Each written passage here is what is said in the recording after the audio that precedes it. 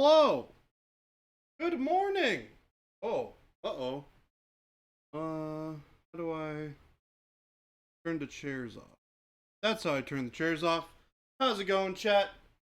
It's not Therapy Thursday yet. It's not even Thursday. We're a day early.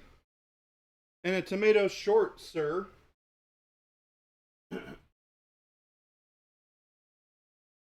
Yeah, Mr. Wadtomaton. Arctic Mini, you missed yesterday? I could have sworn I saw you in here. What's up, Mo? How's it going? It's Wednesday. The hump day has officially arrived for the weird week.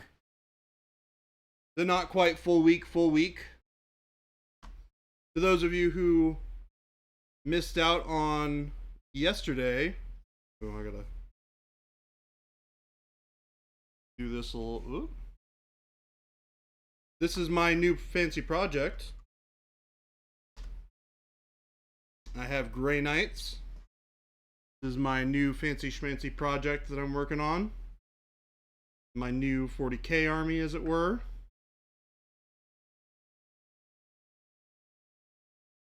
This is basically all I got done on stream yesterday. It was actually quite a bit, to be honest with you. This is a full. I mean, it's just like little bits and bobs and the red details now, and then I'm pretty much done. Well, that and the bases, of course.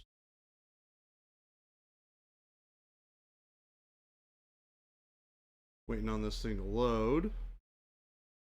I still have my sunglasses on my forehead. Whew. It is quite warm out here. Wad Tomato, you're more than a couple tomatoes short. It's been a rough few weeks. I'm sorry, Mo. If we need it to be Therapy Wednesday, I'm sure we can do Therapy Wednesday once Jason gets in here. Let me pop out chat real quick so I can have that on a thing. Let's go. That, so I can reference images. All this bad stuff happening to me, then this Grey Knights nonsense happens. Oh, Mo, come on now. Thank you, Bakamaru. What's up, Tim? From plastic to painted, Mike. Oh, man, Mike with the cookies yesterday. Holy crap. Mike, I will never look at a cookie the same way again. Those are excellent. Absolutely fan-freaking-tastic. Holy cow. I never thought I could enjoy cookies so much. They were nuts. Well, I think it's time we get some red painted on these guys. We're gonna keep on going with the assembly line game plan here. Try and get as much of this stuff done as we can. I've got a game with Jacob tonight. We're gonna play the Combat Patrol. Since I have this fancy schmancy guy, you know what I'm gonna do? Since I'm solo, I'm gonna go ahead and prime this guy up. Just because I want him to also be silver like the rest of the fine lads. It'd be weird having bare plastic with some already reasonably painted models. So we're gonna prime this guy up.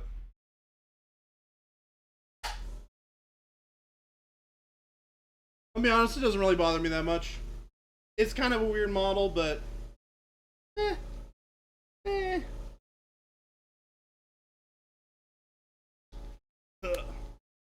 that's not how we put on a glove. Alright, hey. I got big old hands. These gloves are not quite, they don't fit quite right. They work alright.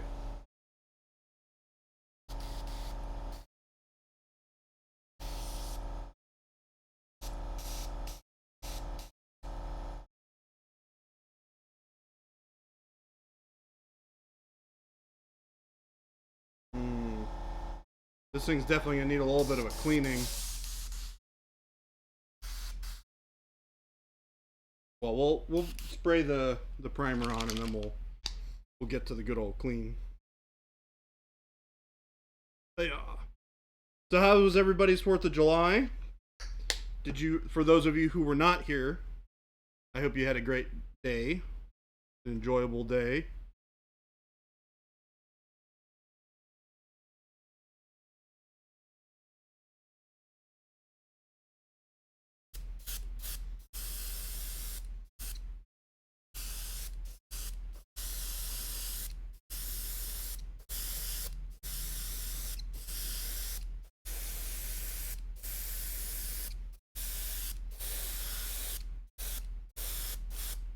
I never realized how crazy it is around here for 4th of July. I was driving home and there was traffic to go a couple of blocks. Not even, to go 1 block. I was like, why the heck is everybody out here? I think they do stuff in like there's like a park nearby where I live. And I think that they do stuff in the park for that day. Even the baby carrier. Yep.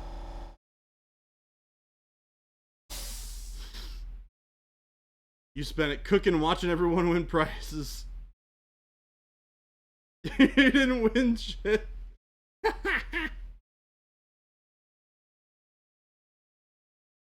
I have to admit, though, the amount of people from this chat who are here on a super regular basis that won is like pretty hilarious considering how many people we had in chat yesterday.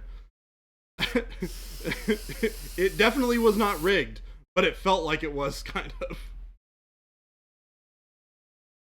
It's freaking hilarious. So many. We had what?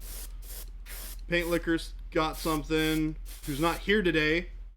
Darn thief. Goes, he wins a cool prize, and then he dips out. How dare he?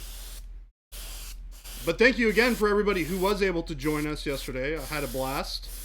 Something that I definitely look forward to doing more of in the future. There's a lot of streaming. 8 hours is turns out a lot of time to be on stream. I don't know how these people who are doing it for 24 hours do it. Although, to be fair, they're probably not at standing desks the whole time, because that definitely will take it out of you over the long haul.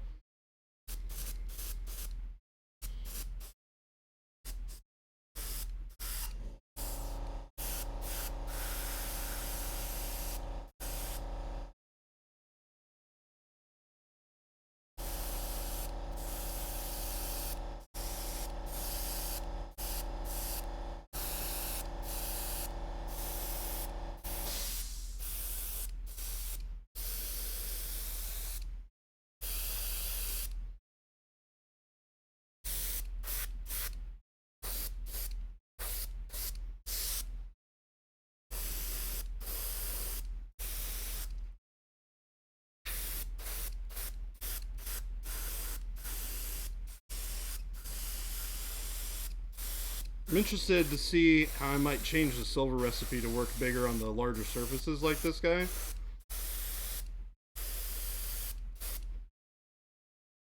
Very happy with all the wins, but not gonna lie, I'm glad a couple of regulars got some stuff. Yeah, I mean, me too. It's really cool to see people who are here all the time happen to get stuff.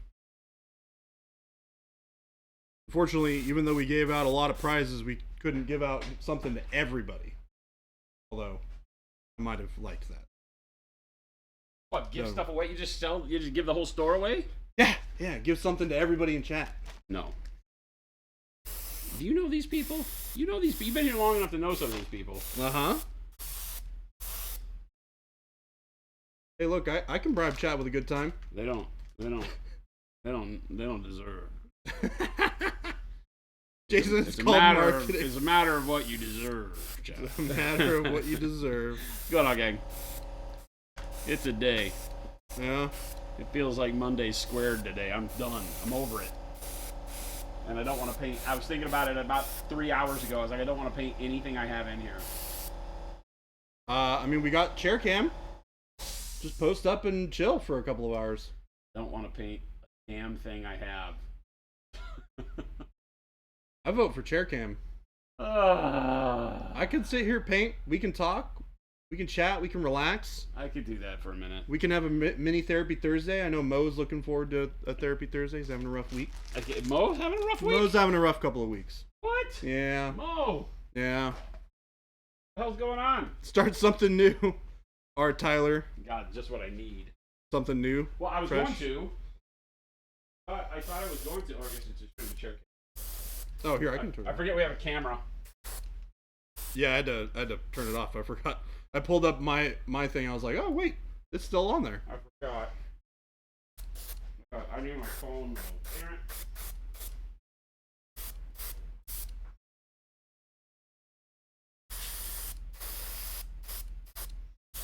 The goal is to get this guy to where the rest of those guys are today.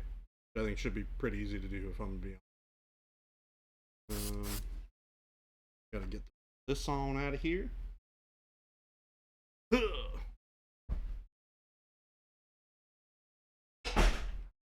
Apparently, Wad Tomato and Mo are going to Thelma and Louise it. And they're asking if you want to be a third wheel. I'm not sure what any of that meant. The hell is that bad? That's how we have to do things. What has gone that bad, guys? What is that bad right now? Here, get to where you can hear me. So, explain to me what's that bad. Oh, let me get chat running. I can't see nothing. I can't see nothing. That's good, proper English. Finishing up another unfinished project. You said you were going to start something new. What were you thinking about starting?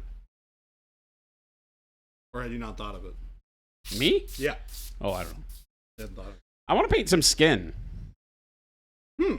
Like I feel like I want to paint skin, but we got that big Tyranid thing. If that's kind of the skin you're looking for, unless you're looking for like human skin,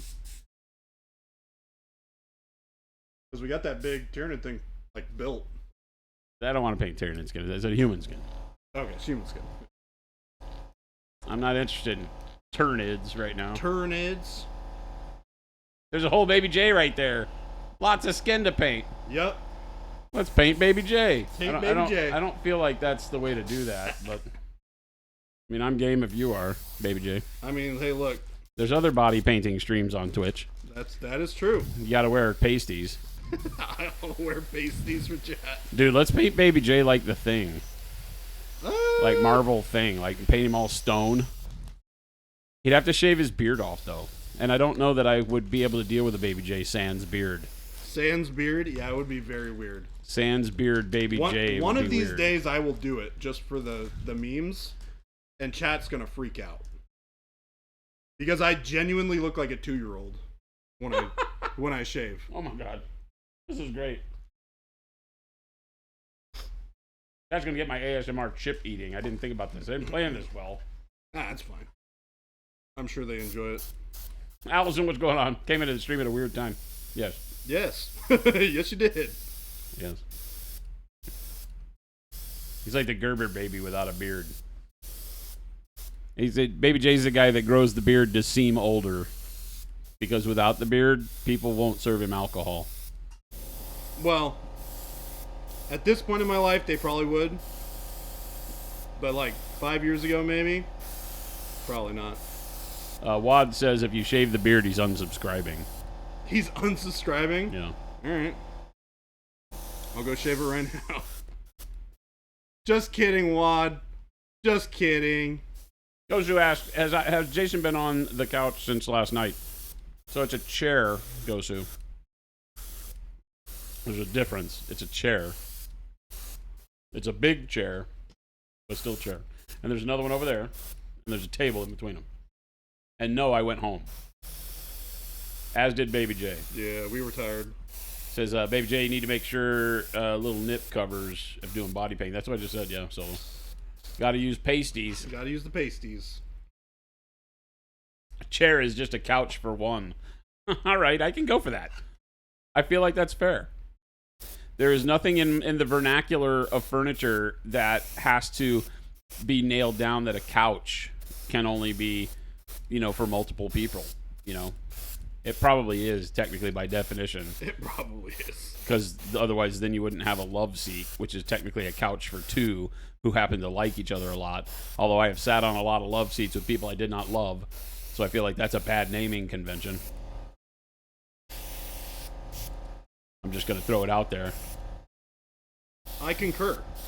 Delta says 24-hour paint stream win. Yeah, we've been streaming this whole time. Didn't you guys know? You guys all fell asleep. We've been here. Yeah, we've been doing this. We never stopped. I just told them we went home.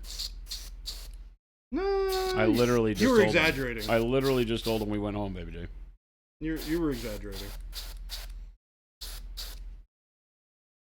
Tim, that's where you were going? What are you talking about? You didn't say nothing.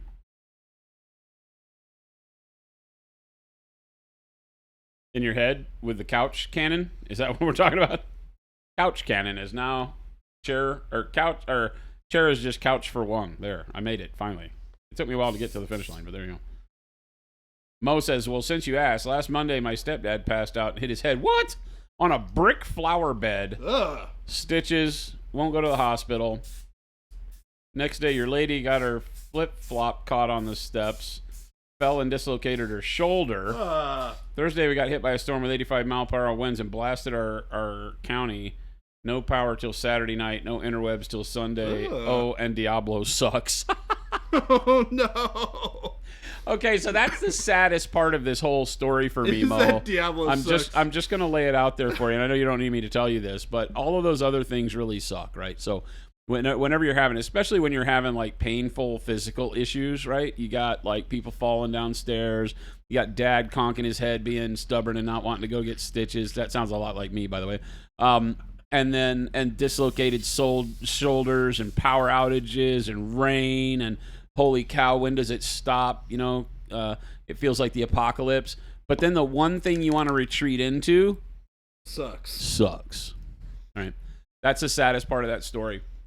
Because we've all been there. We've all needed that one thing that would kind of liven us up. We really want to have that. Like, I'm so excited tonight to go home and play this game I've been playing. Yep. And you get home and you find out that, the landscaper cut the internet cable. And I can't play the game I've really been wanting to play because for some reason it requires me to be online or whatever. You know? Yeah. Because, what generally happens to me is that Steam needs to update the game before it will let you play, and the internet's out. So you have the game, it's on your machine, the game does not technically require the internet, but it won't play without being updated. And you're like, wait a minute. Steam, let me count the ways I hate you. There are many of them.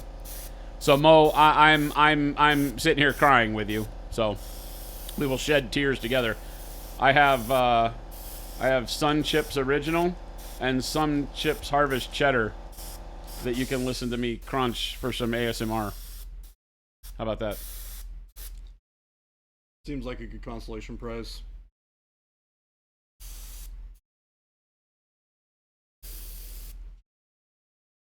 Tim says it's also hard to make love on a love seat.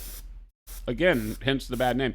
Well, that all is a height question. It might also be a girth question. Right? I think everything's a love seat if you try hard enough. Exactly, Gosu. Holy smokes, my man. Sorry to hear. We're all with you, Mo. We can't do much for you, except maybe we could get an intervention and convince your dad to go and get his head stitched up. Yeah, although if it happened and he already has waited days to go do it, the stitches don't do anything now. I guess I never thought about the fact that you really have to do that within a certain period of time, but that actually makes a lot of sense. I mean, the body is an amazing healing machine, but you will be left with a hell of a scar. Yeah. I have a lot of them because I don't like stitches. I really just don't like doctors. Sorry to all the doctors of the world. Yeah, not the biggest fan. When they decided that bedside manner was not part of the institution of health anymore, I kind of jumped ship. They need to get better about that. And the problem was, as a 53-year-old, I had doctors that were really amazing who then retired because they were old. You know, like my family doctor, pediatrician was all the same thing. Dr. Kramer. I still remember his last name. I couldn't tell you what his first name was because I don't know that I ever knew it. But Dr. Kramer was like my pediatrician and family doctor as a kid. And the guy got so old that you'd never talk to him anymore. Like, he just disappeared, right? He went off and retired and left the practice to whoever else was there. And you could see a marked change in the way that the younger generation of doctors treated everyone. Yep. You know? That is very true. And I think it just gets worse and worse. I'm not saying there aren't good doctors. There are. I will say. But, Grumbly Gumpus, very nice. Great bedside manner. Although he's not really that kind of... He's like a eye doctor. Yeah. That's good, though. Because he could be just as big a waste of space as the rest of them. He is a delightful human being. That's awesome. That's what you want. Like, I want a doctor that tells really bad dad jokes. He is that kind of doctor. So my chiropractor is that kind of a doctor. He like tells really bad dad jokes and tries to act like, you know, he's hanging out with you drinking a beer when you're there. Even if you're only there for like 15 minutes. That's amazing. You know? And he remembers stuff about you even after a long time. I don't know about now because I haven't been back in a long time because he's so good at his job that he doesn't need you to come back very often. Which is another thing that makes me love him because it's like, hey, you know, a good doctor doesn't need to see the same patients very often. Yeah. Is the thing. Ideally, yeah. It was funny because in Colorado, there is a place that we just call country doctors. There were a bunch of doctors from the area from like Denver and Casper, Wyoming that knew each other, and they put together kind of a small coalition of physicians that started a firm out in the mountains, right, in the country. And they figured out what they all wanted as a salary for running the business. So they figured out what the business expenses were. They built their building. They invested all their doctor money into making this practice out there that had like 5 or 6 doctors that all had, you know, they had enough general practitioners and enough people that were like, you know, podiatrist and a guy that knew about broken bones and all that kind of stuff, right?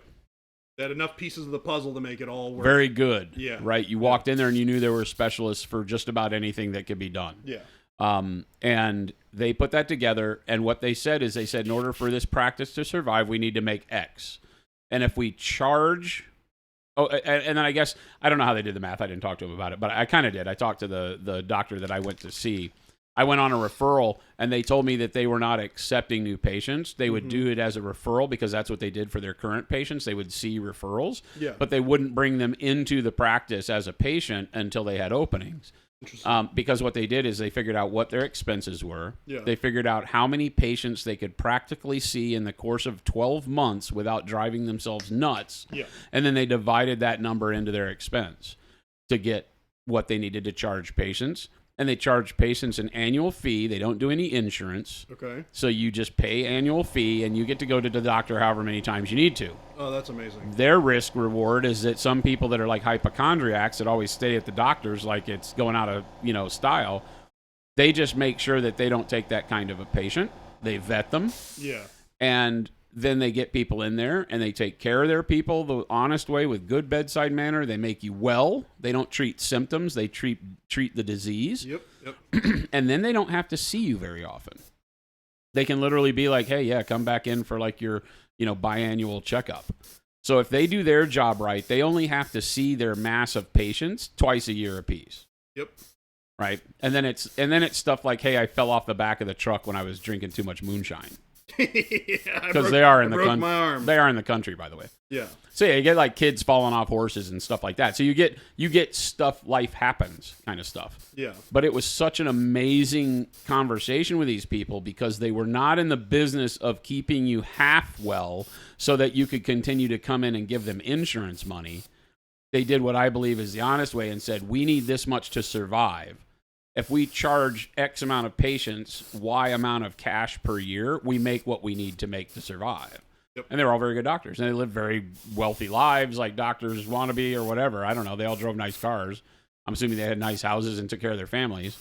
But they also took care of people because, you know, everybody in the community was well. That sounds amazing. And that really sounds like how it really should be done.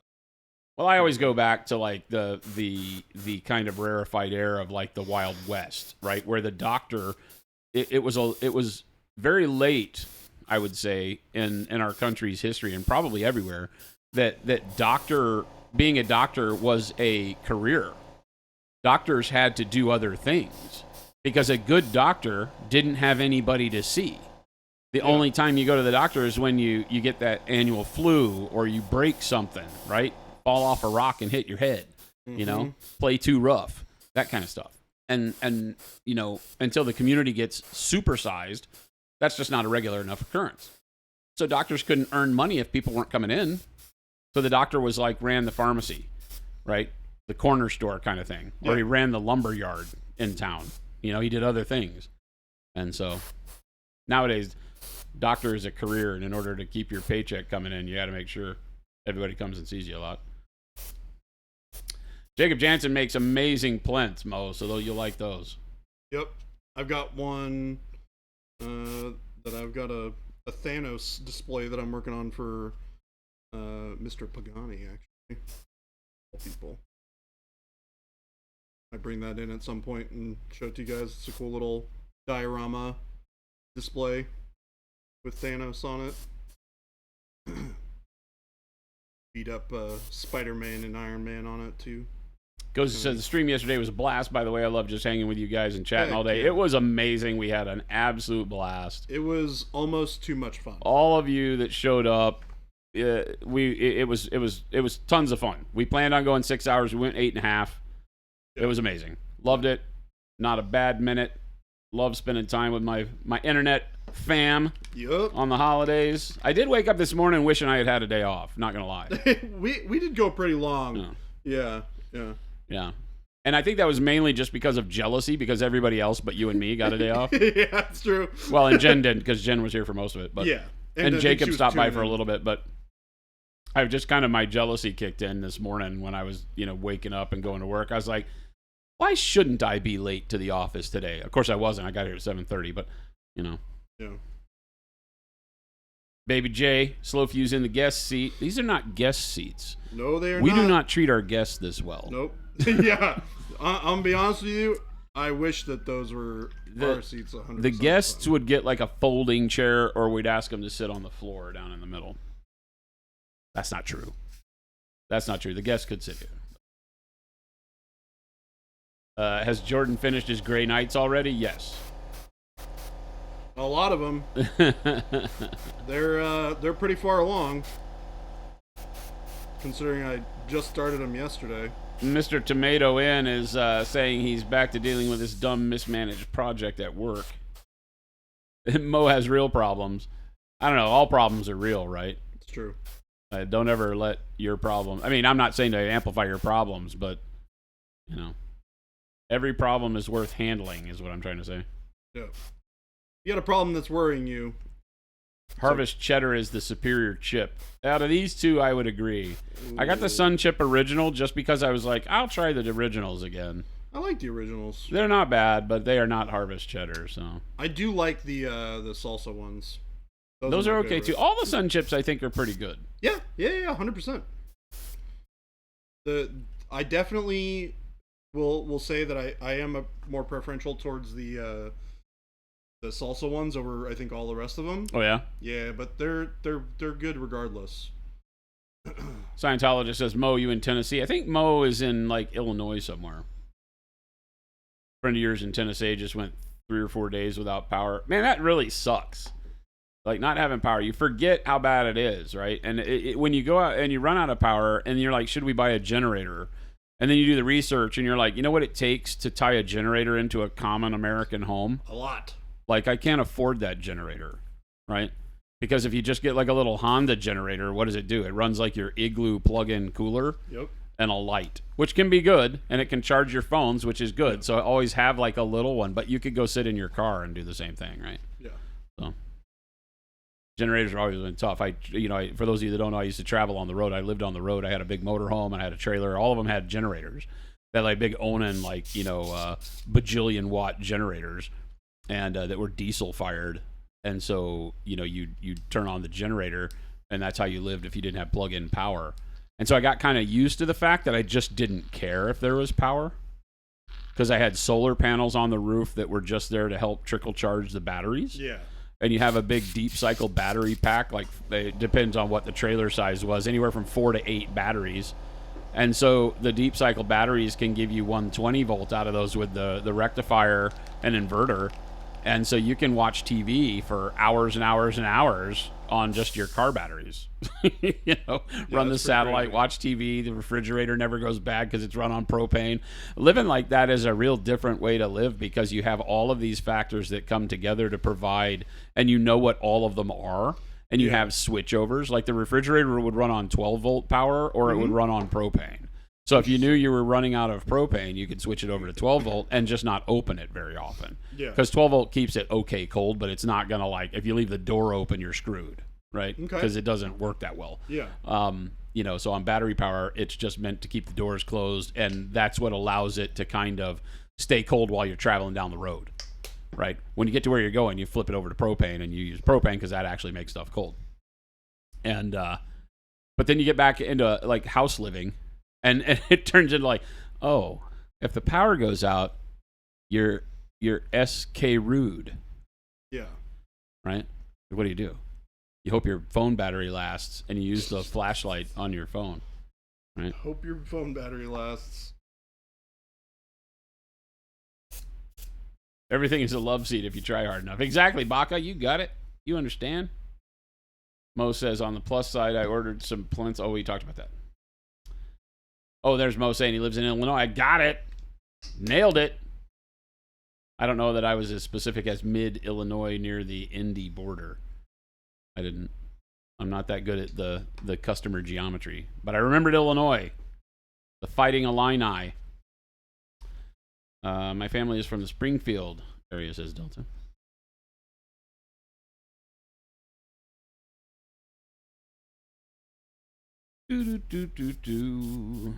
That's like your dentist, Tim?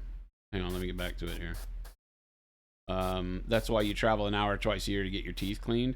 So I thought I found, and that's awesome, by the way. I thought I found a really good dentist locally. We were really happy that they would treat us back before we had dental insurance. Jen and I were looking for a place that, as small business owners, we're like, we don't have all the insurance. And now we do offer vision and dental to the company, but back then we didn't. So we found this, and it was back, I don't remember, like a year or two ago, I had to get my some teeth pulled. I still have all of my wisdom teeth. And so the wisdom teeth crowd your mouth, right, over time. So I had some areas that you couldn't floss because the teeth were so jammed together, and of course that was causing cavities. So those teeth I just got pulled to make more room. I still have my wisdom teeth, though. They pulled the molars in front of my wisdom teeth so that my teeth would resit back, and so it was good. And it alleviated some headache and some jaw pain and stuff that I was having. So it was great, and she was great bedside manner, or chairside manner, I guess you should call it for dentists. Because dentists get a bad rap, right? They're like, you don't want people drilling in your face. Yeah, so it's the one that everybody just hates to go see. Yeah, I think I read a report once that suicide amongst doctors, the rate is highest among dentists. And I don't know if that was a joke or real, but, nobody likes a dentist. And so, I found this dentist. I thought she was really great. And then she missed something really simple. Like we went in, I got 2 teeth pulled and like 2 cavities filled. And I've only ever had 2 cavities in my entire life. So I'm not used to this. Never had like a root canal or anything like that. Take pretty good care of my teeth. My only problem with my teeth, my front 2 teeth are yellowed from blood in them from a sport accident that I had. So I've never had any problems with my teeth, knock wood. And so I'm like, she's in there. And so I hate it. Shooting me up with, Novocaine and all that crap in your mouth and all the work and I got sick of going. I had to go like 5 times in 3 weeks. I was sick of it, right? Got them paid, got it done, was like, you guys have been great, thanks so much. Turns out she missed a cavity. She drilled a tooth and filled where there wasn't a cavity and missed the cavity. So then I go back for the checkup afterwards, and she's like, I wonder if this is a cavity that we didn't see. And I'm like, no, that's the cavity you showed me before. You just didn't do it. And so that bummed me out. So, yeah, that sucks. Memory Garden says, I think the healthcare system really breaks people down. You've seen it happen with family and friends. For a lot of different reasons, right? Sometimes it's just because it's so expensive. I think insurance is the big problem. Illinois, the black hole state. It sucks your soul right out of you. Sounds like a variant on a holistic care practice, which is the way it should be. Well, yeah, I guess the thing about that particular practice, because I remember asking her that, hey, what happens if you get everybody well? Do you rely on them continuing to pay the annual fee, even if they don't come? Like I said, and it was, for me, it was what I felt like was an honest question, is like, because today's mentality is that if I don't need to go to the doctor, why am I paying for the doctor, right? And she goes, well, if we can replace their medical insurance with a lower amount annual fee and we can make them well, our hope is that they will continue to pay us for the time they do need us, because it'll be so much less than what they're already paying in insurance. And so I bought into it. I was like, that's great. Let me know. Now, I didn't wind up staying in Colorado long enough. Quicksilver, thank you for the sub. I didn't stay in Colorado long enough to take part in it, because they only have openings, as families move, or, unfortunately people die, things like that. But yeah, I was really stoked on it. I think it sounded like a great way to do it. I think that tends to not break down, but it's harder to implement in urban areas, because you wind up with so many people in such a small area that I don't know how it would work. I think it would work fine, but I think you just have to get people used to the fact that you're not supposed to go to the doctor all the time. It's not something you plan for every Tuesday. But we do have a real problem in the world, not just in America. Like, a lot of people make fun of the fact that healthcare is not free here. I don't think that's the problem. I think the problem worldwide is that nobody really treats the disease. They treat the symptom. Like the old joke, the guy kept going to the doctor for a cough, and they kept giving him stronger and stronger cough medicine, only to find out it was a tumor in his throat that they missed. To be fair to physicians, they need to make all that money. You've seen what their student debt looks like. That is not a valid argument. I got a gorgeous dice box again, that's treating the symptom. That's exactly my point, right? Is that the degree to become a doctor, maybe we should look at how much that costs, why it costs so much, right? Like, I don't think that colleges need to be paid so much so that they can have huge football programs and things. I got a gorgeous dice box from Jacob Jansen. He does great stuff, man. And the things he started doing with, like, resin and wood, I think is really cool. I think he does some colored resin. Oh yeah, he does the hybrid, wood turned resin. Yeah, he'll do the wood, glue it to a block of resin, and then turn it on the lathe and get really cool handles and stuff. That stuff I love, like colored resin with a really nice burl wood. He's got some great stuff. Jacob Jansen, if you don't know him, great guy. Goes to all the shows. Pick up some really amazing stuff from him. I don't think I've actually met him in person yet. Loves the hobby. This year at Adepticon, he was out in the hallway as you walked into the main hall. I've seen him out in the hallway a bunch. I ordered something from him for the first time this last year, but I never I realized who it was after that, because I was paying attention. Yeah. And then, never thought about it while I was at Adepticon. Yeah. This last year. Delta says, would you let somebody tour the facility if they showed up? We always do, yeah. Yeah. We offer you a tour of the facility. Sometimes, depending on if we have meetings, because where the studio is, where Jay and I are right now, we have the lab, the studio, the conference room, and my office are the 4 rooms in this end of the building. And so depending on if we're having a meeting, sometimes you don't get shown this. But generally, people will walk you into the studio even if I'm in a meeting. They'll bring you in, show you the studio, show you where the magic happens. All the magic. The dumb thing is you don't, because there are so many people and everybody gets sick. But when you run things like a for-profit business, line must always go up. Line must always go up. What do you mean?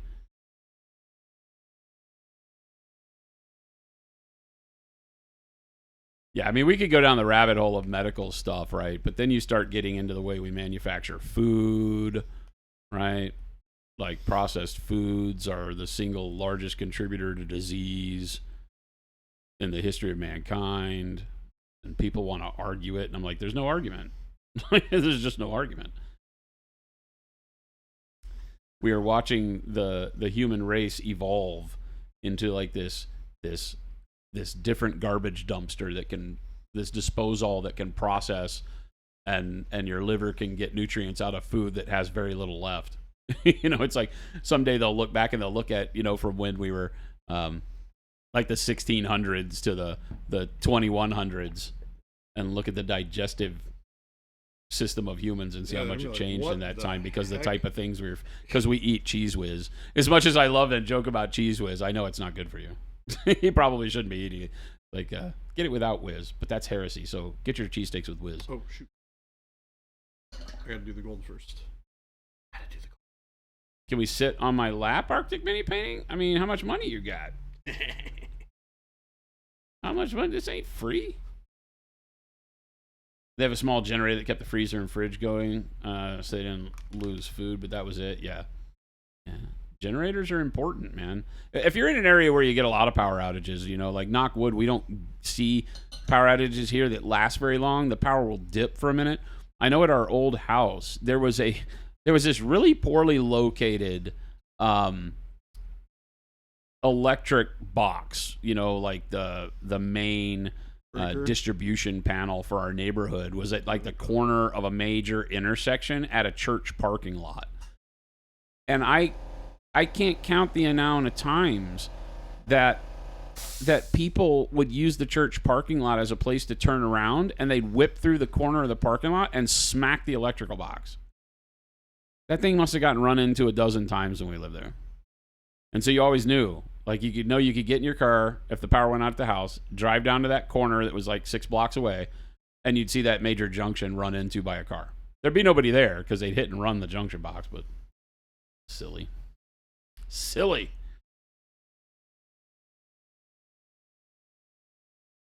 Don't tell Baby J that I'm getting a strawberry shortcake cookie from the fridge. Oh, ho, ho. What? So good.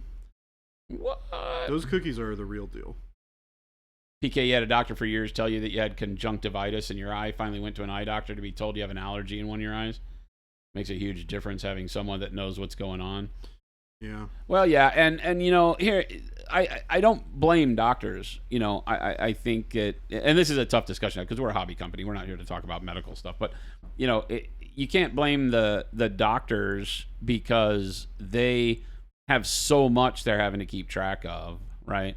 And you have this culture like where you're watching TV and an ad comes on and says, "Ask your doctor about this drug," because you may have psoriatic arthritis, and so you go to the doctor because you have some, because they say the symptoms include being alive is basically what it comes down to, right? Yeah.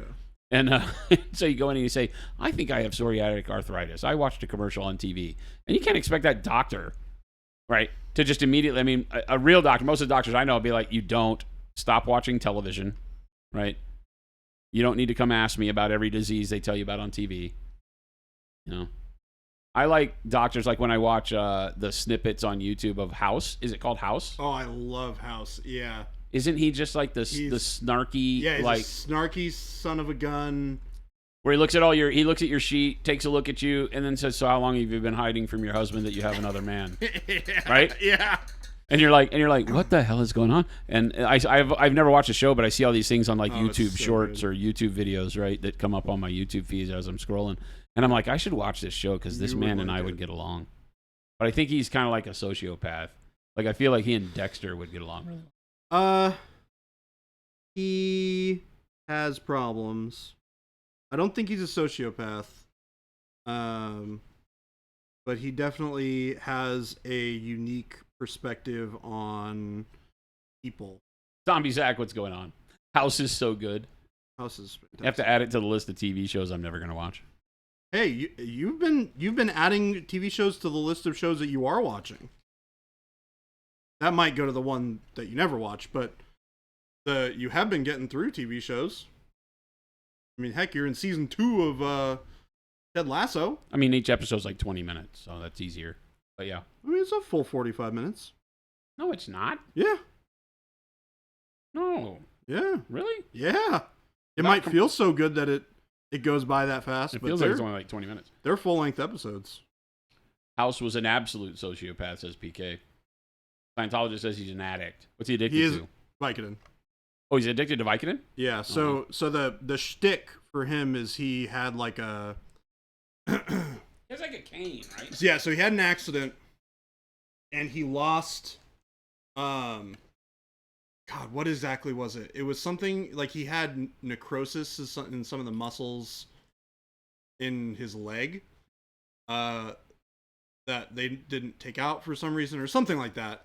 But he has like a pain management problem, and he took Vicodin for it, and he just got hooked on Vicodin. So Makes sense now. yeah, there's a So lot he's of also angry because he's fighting pain all the time. yeah. So that's part of the reason why he's so irritable, and he is. But he's brilliant. He's absolutely a genius. And I think that's one of the big, like, rotating narratives of the story is he feels like if he stops taking the Vicodin and if he stops hurting, he will lose his edge, and he won't be as good of a doctor. Oh. So there's this, like, him fighting, bettering himself by, becoming clean with this fear of, losing his genius. Right. So it's a great show. Gotcha. But it's been on for a very, very, very long time. Painkillers, and he eats them like Skittles. I think some of the best parts of that show too are the fact that he has like a teaching program. So he has like doctors that work under him that learn from him. Mm-hmm. And he just like treats them like crap. It's so funny. Interns. They're not even interns. They're like full on doctors. Oh, they're what do they call that? You're doing your residency? They're past their residency. Oh wow. They're like full on doctors that just want to be better at diagnostic medicine or whatever that specific field is. Right. I think it's called diagnostic. Because that's his big thing is he's like he gets all the patients who other people who are like, I have no idea what's going on. Yeah. He gets all the weird, creepy. Well, that's why he's like, cases. hey, how long has it been, or how long have you not been telling your husband you're having an affair? Yes. Yeah. Like, what is it? How? What? That's hilarious. And the people always get mad, and he's always right. Yep. Vermilion just saw the Rust video. Color You Inspired. Awesome. That's what we hope those videos do. That and maybe buy some Monument Pro Acryl paint. Yes. Little marketing thrown in for good measure. Sinister One says, I think the USA and New Zealand may be the only countries where Big Pharma can market on TV, and that should be changed. Don't make me president. You wouldn't like me. I mean, I don't necessarily have a problem with that as long as doctors are made aware of new pharmaceutical updates that are relevant.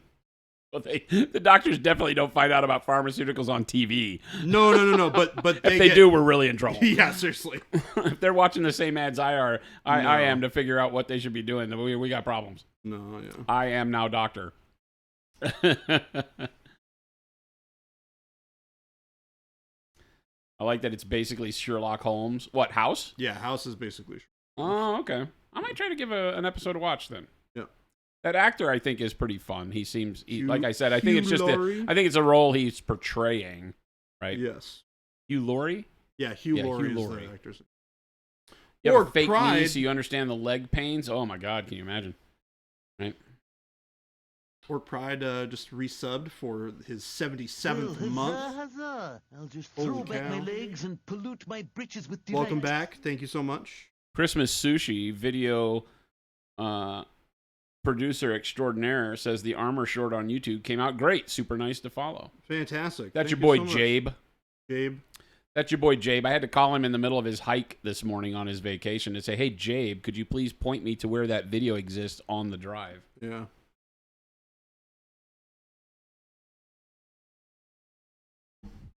I had to download it so I could get it off on the web for you people. Vermilion, that's awesome. Thank you. Panic Bomb, no, they just get taken on trips by the pharma companies. Oh. Horrible.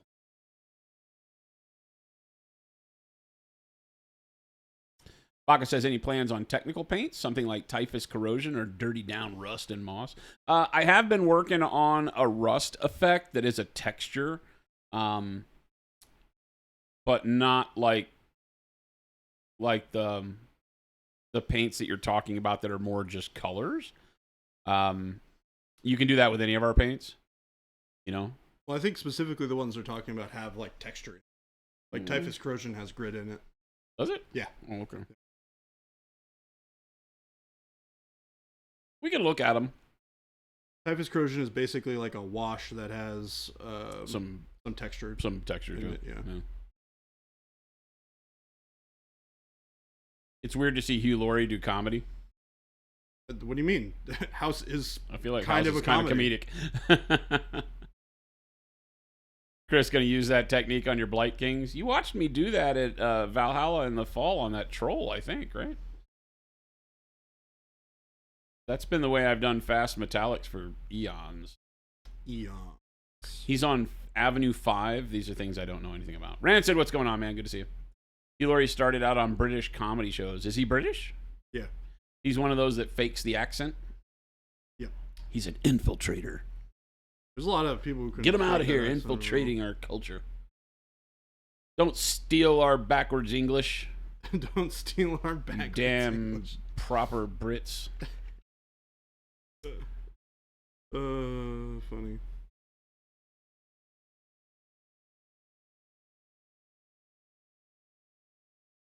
You had a comedy show on BBC with Stephen Fry.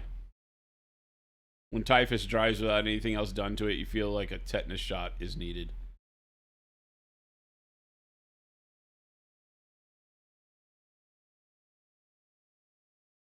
Guess I should clarify. It's weird to see him do comedy if your introduction to him was House. Gotcha. I mean, yeah. The There are thing actors is that I've seen, right, where you comedy. see him in a TV show or a movie, and then you realize they were a stand-up comedian, but because they don't really follow stand-up comedians, you know, it's like then you see him doing stand-up comedy, you're like, oh, I guess this makes sense, no? I guess. It's like some of the Saturday Night Live people. I have not been a fan of Saturday Night Live since Chevy Chase and the Belushi, Acroyd days. I feel like it just hasn't really had a good run. There's been some good people on it, but lately, like, I don't think there's been anybody good on it for decades. Don't think humor's gotten significantly better for that sort of stuff. Like, the people just haven't been as funny. I don't know. It just doesn't appeal to me. It's not Saturday Night Live anymore. It's just some stupid nonsense. But it's funny to see those people that I recognize from Saturday Night Live that when they go do their stand-up and how much better at comedy they are when it's the stand-up. And you remember that it's not that the people aren't funny. It's that the writing and the situational comedy they're trying to do and the skit-based stuff that they're trying to do is just kind of not working, you know? Yeah. That whole Kids in the Hall type thing. Forget the other versions of that we've seen over the years. The comedy troupe type thing. Some of it can be really good. Black Adder.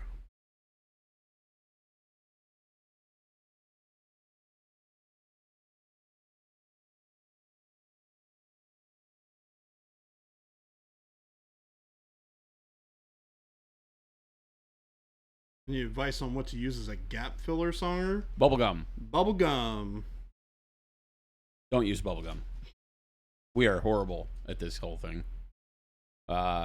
Depends. How big of a gap are we talking? There's a lot of things you can do. My initial go-to for gap filling is super glue and accelerator, right? Because you can put super glue in a gap, hit it with accelerator real quick, and it forms a solid bridge across the gap. Put the super glue on. I usually wipe it with my finger real quick. A quick swipe with my finger will level it out so you don't get that ridge of super glue around the gap. And then hit it with the accelerator to fill the gap. And then do another pass once the accelerator's dried. Do another pass and wipe it and do it that way. And you usually get really good, smooth results. That's the way I do 99% of my stuff. The filling that is bigger, a lot of times it's good to have some green stuff or, two-part epoxy putty like Epoxy Sculpt I really like, or white milliput. That stuff's invaluable, right? The Tamiya putty and the AK putties and the modeling putties don't fill gaps very well. They take care of join lines, right? Which is still a gap of some sort, but they're not really great filling tools. The single-part putties, they shrink really bad. Whereas the two-part epoxies don't shrink because of the way they cure. They don't shrink as bad. If you get like the 1 part putties that you don't mix anything by 1 part, 2 part, hopefully you understand what I'm saying. Yep. The Tamiya modeling putty and things like that comes in white and gray and green and all that, and you can get it out. And sometimes some of them are like epoxies; they smell like urethane paint. You take them out and you spread it, but when it dries, it shrinks and will cause an edge and a little bit of a valley in the dip again. And so you have to wind up doing it, sand it, refill it, sand it, refill it. So something like an Aves epoxy sculpt or green stuff doesn't ever really cure. You can use a lot more of the blue, I guess, the hardener, and you can get it to cure pretty good. But green stuff, the green 2-part is always meant to be sort of more flexible. Yeah, so I tend to go towards epoxy sculpt or white milliput. Because both of those dry rock solid and can sand very quickly. So I like those if you have big gaps.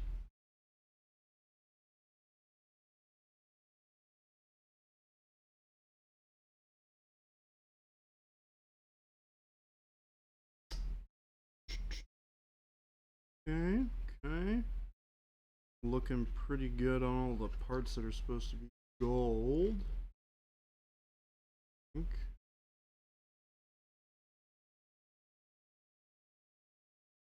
think we're ready for the wash.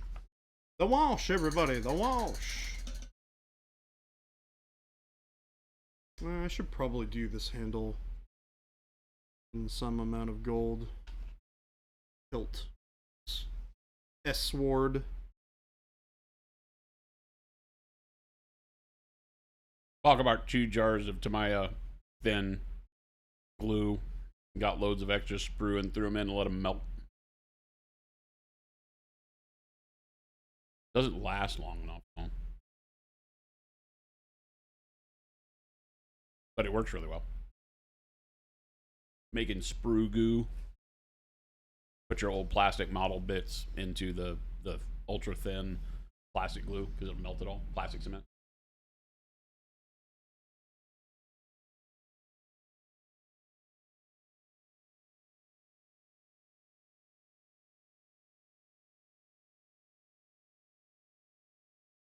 Baby J painting a baby carrier. Something fitting about this. Yep. Baby carrier carrying little baby J around to victory. Gonna need this guy to stomp on some bugs tonight. Are you playing tonight? Yes, sir. Who are you playing? Jacob. Oh, look at that. Playing a combat patrol. Mo asks, how many boxes of Epic am I getting? Enough. Yeah. Enough. I don't know, right? That's always a good question because I don't need the Warhound Titans at all. Yeah, it's kind of a bummer that they come with Warhound Titans. Yeah. Because I definitely don't need more of those.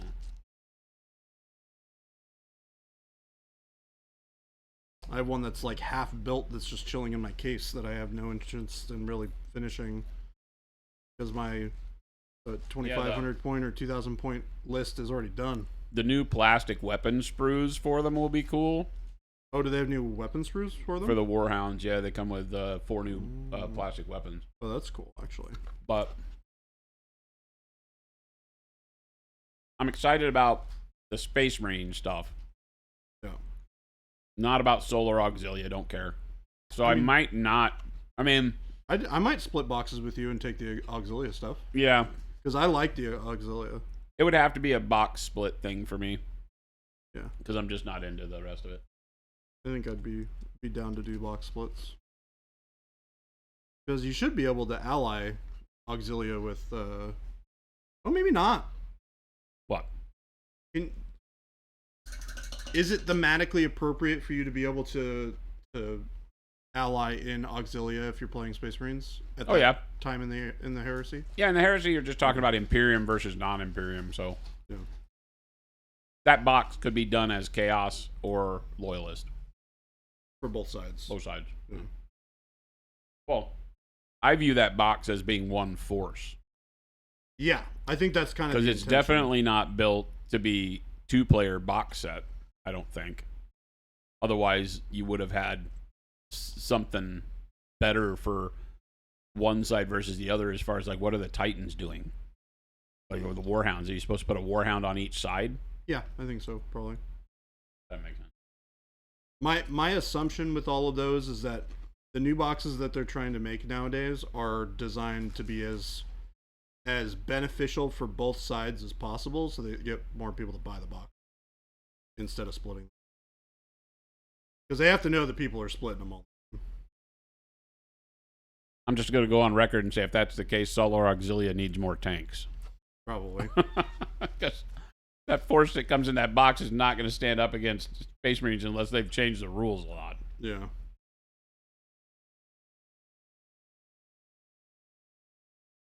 I think it just has like 2 Layman Russ and 2 Malkador tanks, right? I believe so, yeah. Yeah, so that's not going to... I think it is actually just equal parts. Yeah. Between the two. Yeah. That's what made it not seem like a 2-player starter set. It seemed like it was more of a buy this force and treat it as Imperium, and then buy another one and treat it as Chaos. Yeah.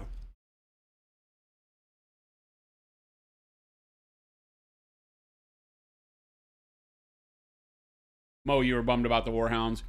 Yeah, it's just I definitely don't need any more Warhounds. I have a lot. Because I did those, I never remember the Forge World that had the more square back, not, you know, because you get the Mars. Yes, I have one of those as well. I don't remember what it's called. I have the Scout one. I forget which one it is, but...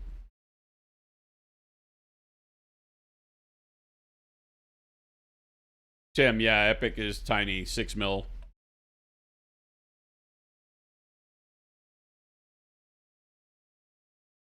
I think it takes... somebody did the showed them, and it's like 5.5 or 6 Space Marines to equal a Primaris Marine. Or no, to equal a Heresy Mark 6 Marine.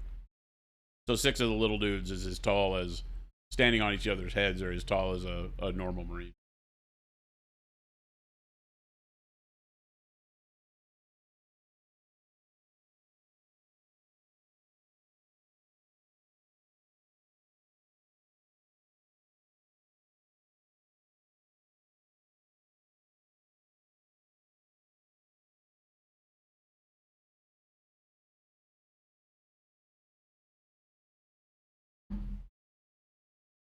Your buddy asked if you would paint his Heresy box, the Epic box when it comes out, Tim. It'll be fun. It'll paint up real fast. All that 6 mil stuff is not hard to paint up. Base coat, wash, dry brush. Yep. Done. Do a little bit of detailing on them. Call it a day. Yep. The scale, they look decent. I think they look fine. I think the Mark 6 Marines look good. I think the Terminators look good. I like all the troops. The Contemptor Dreadnoughts look good. Yeah. It's a good looking box. The tanks look good. I was surprised you didn't get a Land Raider. Yeah, that is kind of odd that there's no Land Raider in the box. It's a weird mishmash of models. I don't understand the Solar Auxilia. I think they would have been a lot better off doing Mechanicum with it. Or just doing double Space Marines. Yeah, or just double Space Marines like they did for the Heresy box set. Yep. The 32mm one. Right? Yeah. The regular scale Heresy box set did a good idea of just a bunch of Marines. Yeah, the tanks look good. Everything looks good. Vermilion, if they get around to Epic scale AdMech, they will. I mean, that's part of the Heresy larger game. I think they're probably testing the waters to see how it does. They've spent a lot of money in plastic molding and stuff for all of the Titans for Adeptus Titanicus.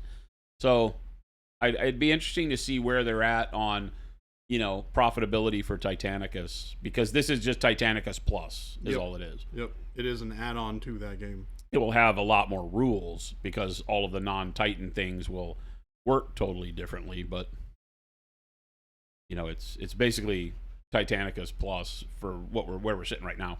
And that's good. Hey, can you pull your palette down so it's on camera? Oh, yeah. Not a whole lot on it right now, but yeah.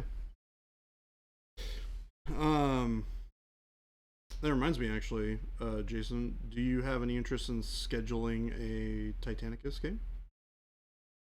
Today, no. No, Maybe. not today. Not today. I have to do my BattleTech game, or Phil's gonna kill me. Yeah, I also got to do mine. We should probably do that. Jordan, is this blackwash pre-made or mixed? This is mixed. This is the same mix that I was using yesterday for those of you who were here. If you were not here, this is a mix of, let's say, 2 parts black wash to 1 part brown wash to an equal parts medium, and then some water. Not a ton. Like, this is still pretty...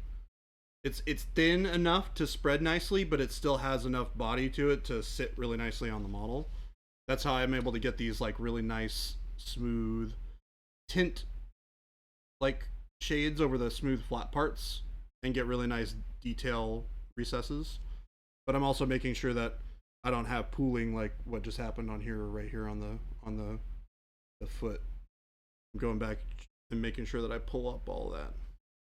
Mo, yeah, I remember them saying, now that you're saying that on the post they did, that it's all of your Titans from Titanicus and all of your Imperial Aeronautica stuff will work in Epic. Yep. Right? But they will tune the rules so that everything makes sense. So you're rolling to hit with Titans the same way you roll to hit with tanks and stuff. Yep. So they'll adjust the rules and all that.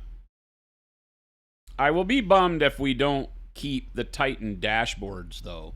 Yeah, those are really cool. Because it is a really great way to keep track of damage and internals and all the crits and stuff.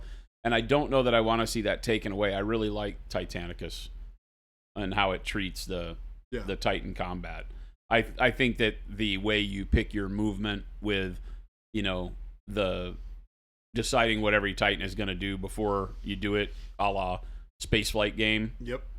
I think you could stand to get rid of that. Because that doesn't fit for doing that for every unit in your army. Yeah.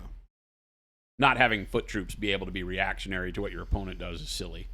So, especially when they're doing big. They have big Titans. Right? Yeah. Titanicus is a great rule set. You wish it took off better. I'm not sure it didn't. Yeah. I think it did okay. That's why I said it would be interesting to see what GW's whole financial situation with it was for their investment, where they think it was it a success? Because there's a lot of people that play Titanicus. Now, there's not near as many as play 40K.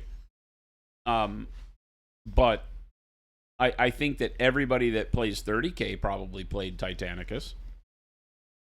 I think that at least as many people did. And 30K continues to get new stuff. Certainly. And this was a part of the roadmap. This is not a changing thing. I think when Titanicus came out and then Imperial Aeronautica came out, it was testing the waters in a kind of small, fundamental business sense on how people would go for smaller scale stuff. Yep. Obviously, picking Titanicus as your focus prior to full scale Epic was probably very smart yep. because everything there is a dreadnought size or bigger. Even the Warhounds are pretty close to, standard, like the old dreadnought size almost, right? Yeah, they're venerable. They're pretty big. They're not quite that big, but they're close. But the Reavers and the Warlords, and then of course the War Master and the other stuff that they came out with is all really well scaled. It feels chunky. The War Master is big, if not bigger than a 40K Knight. I believe it is bigger. And so that there's a lot, that gets people jazzed about big stompy robots. And so I think Titanicus was the right way to go. I think I think they could have announced it better, because I think when they said that Titanicus was going to lose support in 2022, that they pissed a bunch of people off. And it's like, I think from a business perspective, you have to determine your roadmap better, which they may have known internally at GW, and if so, then their marketing team failed. Because if you issue a statement to the public that is purchasing your product that you are stopping support for this game in 2022, right, which they did. They said after they did the Chaos editions for the Titans that they were done, and then you don't leave them with a roadmap of what's coming, then you probably lost a lot of people. You probably had a lot of people put Titanicus away as a focus because, they're going to scrap it. You know, that's the way it sounded. When in reality, what they were doing is they were getting ready for Epic. Right? And yes, the rule set won't be supported anymore for Titanicus. You'll have what you have, and you can play with your toys, and it's great. And Forge World came out with more weapons and all that stuff. But that's not really the focus, right? In my opinion, they should have talked about how they were going to be adding stuff into the world of Epic as Epic grows, because this is all it was Adeptus Titanicus, the Horus Heresy, right? Yep. And now I forget what they call Epic, but it's, you know, again, Age of Darkness, the Horus Heresy or something. Epic Age of Darkness, the Horus Heresy. So I'm interested to see where they go with it. It's you know, GW's marketing is all over the place. I don't think this is true, but it feels like they hire somebody new every year, and that somebody new tries to leave their mark by changing stuff to what they think is best, you know? And so GW has a personality that everybody knows and loves in their games and their IP, but the way they talk about it changes too often. It does. It really does. You know, it's like, make up your mind and stick to it, dude. Like, just build a plan and talk about the plan and do the thing. That's why I love the Horus Heresy so much, because that's a huge undertaking to do over 60 books about one story. You know, and it holds together pretty well. I don't like all the books. We don't need to go into it, but it holds together pretty well, and it was done very well. But when the gentleman who was monitoring all that stuff and managing it all passed away a few years back, you know, you could kind of see it, those pieces moving a little differently. It wasn't as cohesive. The stuff that was going on with Forge World didn't make any sense, you know, and so I know that's a hard hole to fill because that wasn't planned for, you know, to have somebody pass away in the middle of the production. But and you're talking about the novels, right? Well, the whole thing of the Horus Heresy, the novels and all of the rule set that was happening with Forge World, because Forge World did all the black and the red books back in the day. Mm-hmm. If you remember that. I do. And I think it was the same gentleman who was guiding all of that. Oh, and then now that he's gone, they're doing some different things. Yeah, who knows? I mean, we're just flies on the wall, and not even that. You know, we're just speculating. Yep. All I know is that the way GW talks about their stuff seems to change, and it's very indicative of the way that companies work when they either keep hiring new people or promoting people. You're kind of off stream. Oh, sorry. It's tough because I'm trying to like keep it away from the center because the chair is in the center.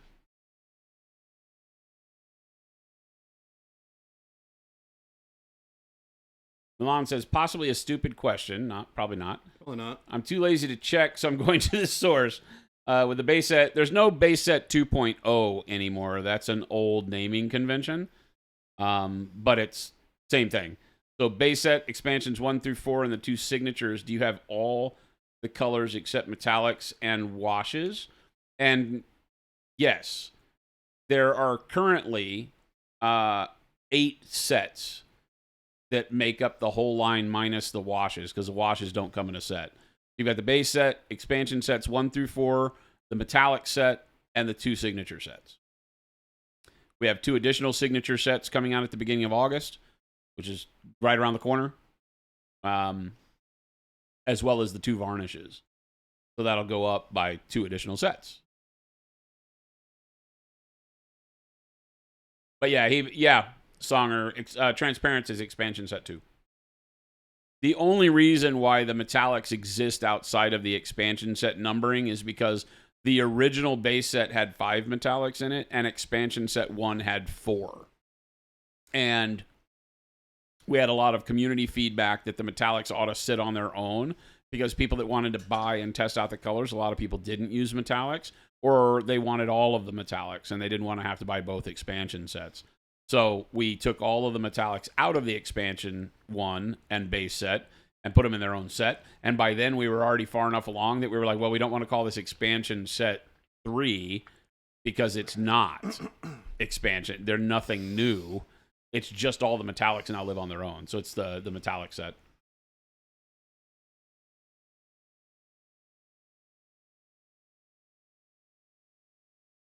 Yeah, to go by what the sets are called here in Germany. I know. I need to get Felix at PK to change the name. I've asked him to do that for a long time. They put it in their system a long time ago when they first became a distributor, and they called it Base Set 2.0, and that wasn't. I think that was like, I think even that was beyond when we had already changed the name. But they were kind of used to it, so. Vermilion says, oh, more red maybe. In the new signature sets, we have Crimson. Which is kind of a blood effect. It's a gloss paint, and it's a very deep red. And then there is also dark burgundy. So both reddish colors. Crimson more red than not, but it's super dark. Crimson's like a black-red gloss. It's super dark. Delta says, if you play a Dark Angel successor, are you allowed to put the lion in the army? No. I don't think so. I don't know the rules for him in 10th and how successor chapters work. I think he can only be the warlord if you have all of the units in your army have the keyword Dark Angels. So if successor chapters do, then maybe. I don't know. I think if you're playing a successor chapter, and you're playing by core Dark Angel rules, though, right? Because I don't think Dark Angels have rules for successor chapters, right? You're basically just playing the Dark Angels rules, but painting your models like not Dark Angels. Then it's probably okay. I've seen people play Ultramarines with, like quartered armor and do Gilliman the same way and put Gilliman on the table, so. Yeah, you can paint your Dark Angels however you want. Yeah, if you put an army on the table and say it's Blood Angels, right? I know that GW had a thing where it like sanctioned tournaments that you couldn't show up with something painted as Imperial Fist and say you wanted to play the Ultramarine or Iron Hand rules. I don't know if all that's going to stand through 10th. They probably say that if you have a Legion painted at a particular canon look, that you have to play them as, that rule set. But I don't think that precludes you from being able to paint your Dark Angels differently is what you're talking about.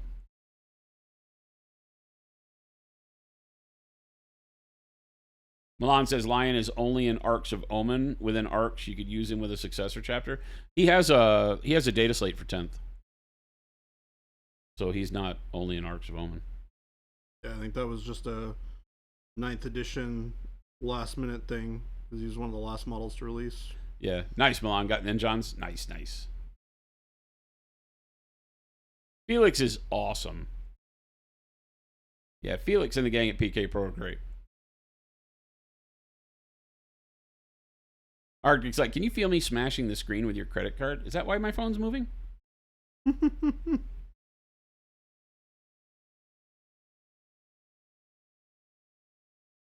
Vermilion, you said August for release of those. Do you know what the delay to Element Games in the UK would be roughly?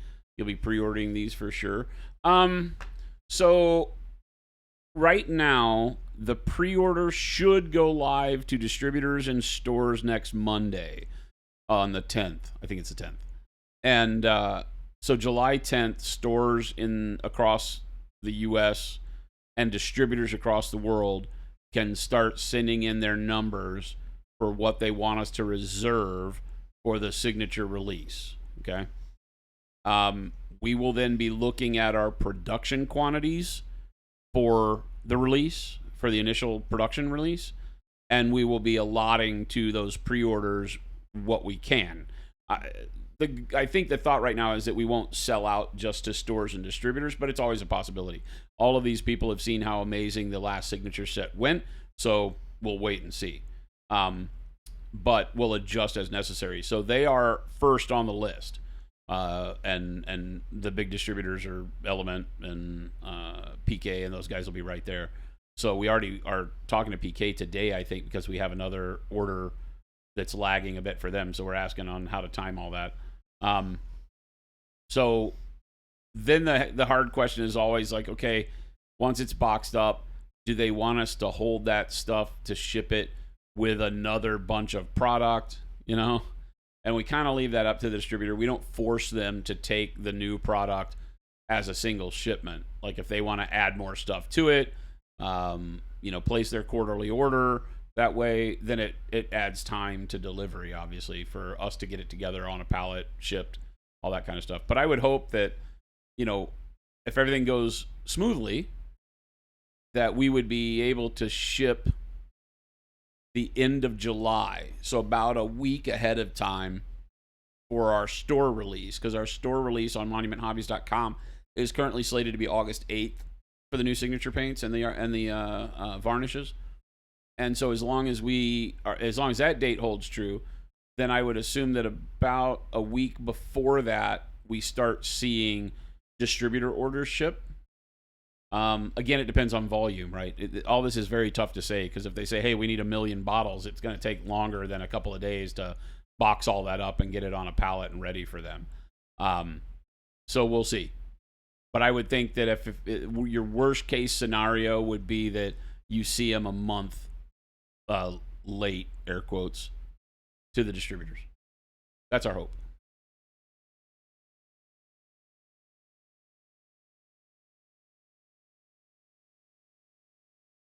Hooper says it goes without saying, but jeepers, your brush control is impressive. Thank you. That's not really Baby J painting. We have a body double. Wow. Whose hands do the painting. Baby J is just a bobblehead. He's just the camera guy. He's just the talking head on the camera. Talking head. Thanks, Jason. I have gathered this skill over a long period of time of practice. It's like painting ventriloquism, right? The hardest part is making sure that, as you're saying, and now when I go to paint the eyes, that our helper who's underneath the table actually moves to paint the eyes. Yeah, I'm just a bobblehead. There's strings attached to my limbs. Neither Jordan nor I know how to paint, actually. we have two very impressive painters who hang out in the studio just below camera level, who are just very, very good at their timing. Yeah. Like they listen to what we say, and it's like split second, like milliseconds before they're on it. Like, all right, I'm going to move to painting the knee right now, and they're on it. They're painting the knee. Hey, I'm going to move to painting the next guy. It's a real team oriented thing. It's taken years and years of practice to get us good at this. Right. At faking painting. Helper under the table. He says this is an 18 and an over. What kind of stream do you think this is? That kind of stream, apparently. Arctic, that's awesome. Thank you. Paint each limb as a different legion so you can pick which rules you want to play each time. Can you imagine? Like you do like a blue chest plate, right? A yellow cod piece, one green leg, one red leg, one white arm, one blue. No, we already did blue. One black arm. And then the helmet could be, how many is that? That's 1, 2, 3, 4, 5, 6. We can only get 7 in there, though, right? Oh no, you got the backpack, so you can do 8. You can't quite get to represent all of them. How could we break this down? Arm, head, torso is 4. Backpack 5. Lower torso 6. Leg 1, leg 2. That's 8. You need like one more thing you can paint. The gun. The gun. Whatever gun they have, it could be painted a different color. Or you could like bisect the head. I thought we're just doing quarter to everything. Oh, can you quarter the arms? That sucks, you can quarter dude. the everything, my friend. No way, dude. I'm not doing it. Well, because you got to put Space Wolf Gray in there. Or you could just leave the wolves out of there because they're kind of silly anyway. Nobody needs Space Vikings. Yeah, I like Space Vikings. You like everything, Jordan. You know what? You're right. Yeah, I'm going to say, it's very difficult working with you because everything, I want to be mad at something, but Jordan likes it all, so I always feel bad. It's like, white scars are stupid. He goes, hey. White scars are cool. I like white scars. And I'm like, I always feel like I'm like stepping on his dreams. Well, hold on. There's a difference between visual and the way that things play. There definitely is, right? Yeah. A lot of things are like rule of cool. I really dig them, but I wouldn't paint them more than just a model or two, because in the game they suck. Yeah. Or they don't. They may not suck. They just don't play the way I like to play. Yes. Same thing. Sucks. And this army is like a small model count. Don't need to paint a trillion models, but also has very cool and interesting rules that you don't really see in any other army in the game. So I was like, what the heck? Why not? They're cool. Let's paint them up. Scott, what's going on? He says, hey, kids. There's no kids here. Scott. We are all perfectly mindful and responsible adults. Are we? I need you to work with me here, Jordan. We are? I'm trying to convince people. You're not helping. You're not helping. He says, what kind of street date do we figure for the next 2 expansions? This is a joke. Were you just not right here? Yeah, Did we just not really just say this exact same thing? Scott, you're 30 seconds too late. August 8th, street date for monumenthobbies.com. It may be a little bit before, a little bit after for stores in North America or in the U.S. And then we were just talking about how overseas you're probably anywhere from 2-3 weeks to a month after street date here. Which is what it is. Well, it's more than what it is. I think that we're good with that. There's not a way for us internally that I've found now without delaying overall release. Yeah. Right. To be able to get international to launch the same day we launch US. It's just not as feasible because of the inconsistencies with shipping times to the various parties. Yep. And because the way distributors work. We would have to force them to take the product now. Australia being the worst because Australia consolidates everything North America anyway. So we could ship it to them, but it might be a month before they consolidate and ship it to Australia because we ship to their LA consolidator. Yep. So that one becomes an even bigger question mark. So we're really happy with if we can get it to where international markets have it on shelves, a month, 3 weeks to a month after US street date. I think that's perfect. So. And there's nothing saying that you can't take a trip to Arizona to pick it up in person. Scott's like, I just logged in. Day late and $1 short. We got you. We got you, Scott. It's funny. Every time you say Scott, I always think you're talking Maniac. I was at the look up and double check. Maniac, no. What kind of street date do we figure for the next 2 expansion deal things, and what do we figure for Wave 3 artists? Well, I have to let you guys speculate who Wave 3 is. I will neither confirm nor deny, and neither will Jordan. I know who it is, but I'm not telling. And he will not tell you, right? But you're welcome to speculate in chat who you think the next 2 artists are. Wave 3 is already determined. I will give you a hint, chat. No, there's no hints. They're awesome. They're really cool. You'll be excited about it. Your hints? No, that was the hint. Oh, that's the hint. That they're awesome, cool, and you'll be excited? And you're going to be excited about it. Okay, that's fair. Yeah. Jess, what's going on? Thank you for the Prime sub. What up, yo? I'm not going to actually tell him. What up, yo?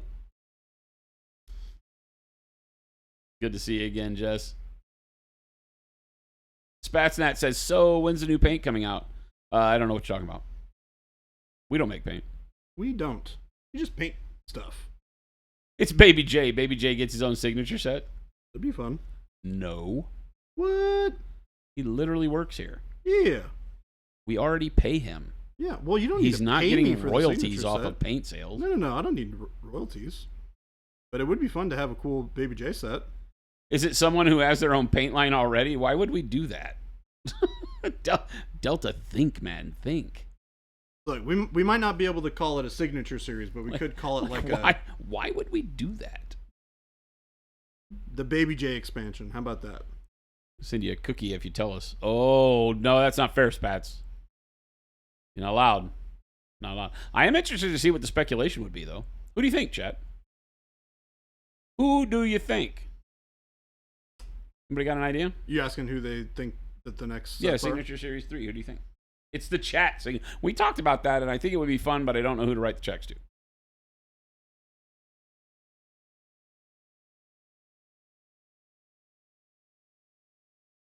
Chat series or riot. Nobody would get enough royalties to make it worthwhile. You'd all be mad at us all the time. We're not trying to have family arguments like that.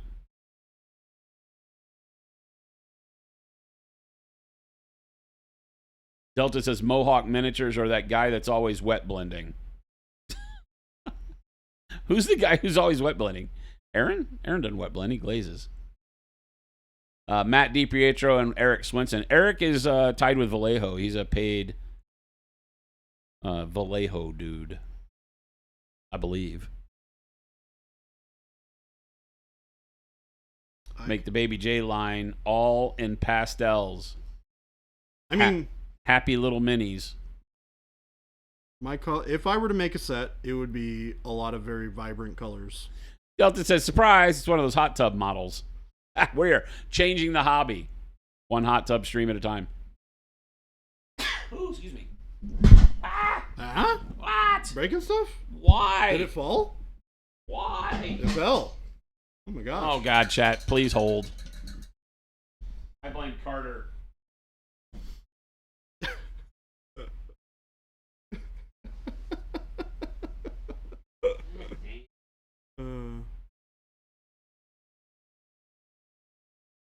That would sit over there.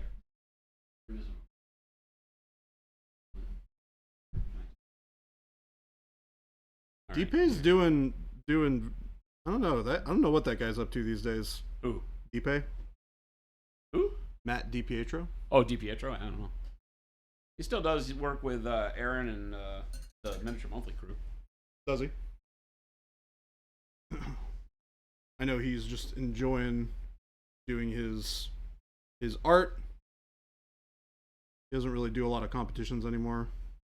The base fell off. The clamp fell off the table because of the way they're clamped on here. That's my fault. Does this one work? Do I still sound okay? Check 1, check 2. Yeah. Say it again. No royalties needed. You just want a fun collector series for the chat.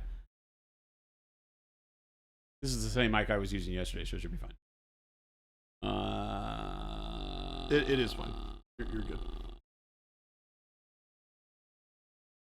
Arctic says it's not you because you're not good enough and we don't like you. What? Why'd you have to throw in the we don't like you part? You just want us to say we love you?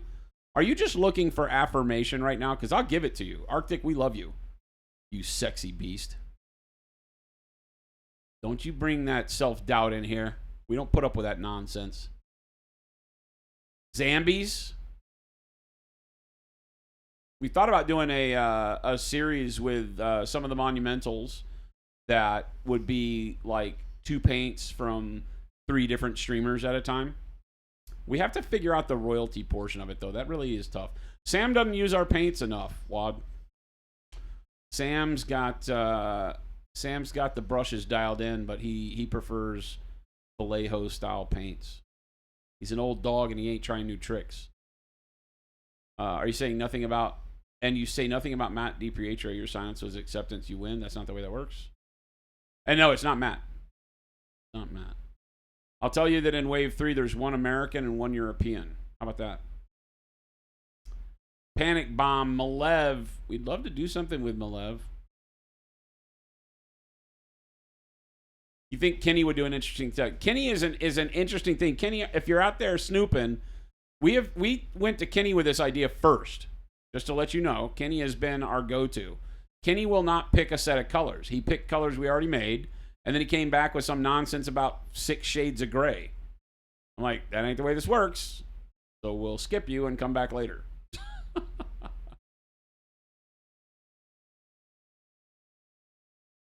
Miniac Scott? Nope.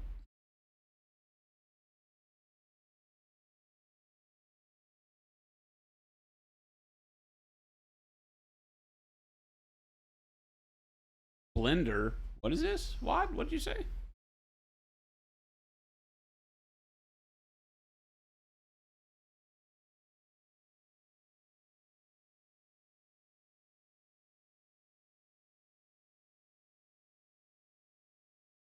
You need to open Discord voice so we can defend ourselves? No way I'm letting you people talk on stream. You lost your mind. I may look dumb, but I am not dumb. We know what would happen. I have made the mistake of letting my followers and community members talk on stream before and have suffered the consequences. As much as I love you guys, no. No. Maybe when you guys start talking about not eating paint instead of eating paint, maybe we can have that discussion. How do you make a squirrel into a paint with a blender? Okay, Wad. This is a great example brownie of points. why. That's a good one because that would be where I'd go too. Although I think that rather than a blender, because by its very name, blenders are very light duty, I think you need a food processor. You need a restaurant grade food processor. Jen's got a bunch of those in there in production, and dude, they do work. They do work. Oh, like for when real. we put our Happy Meal stuff, all our McDonald's stuff in the blender, like you literally put it in there, you press a button once, and it was like, oh, liquid. Look, squirrel. Squirrel.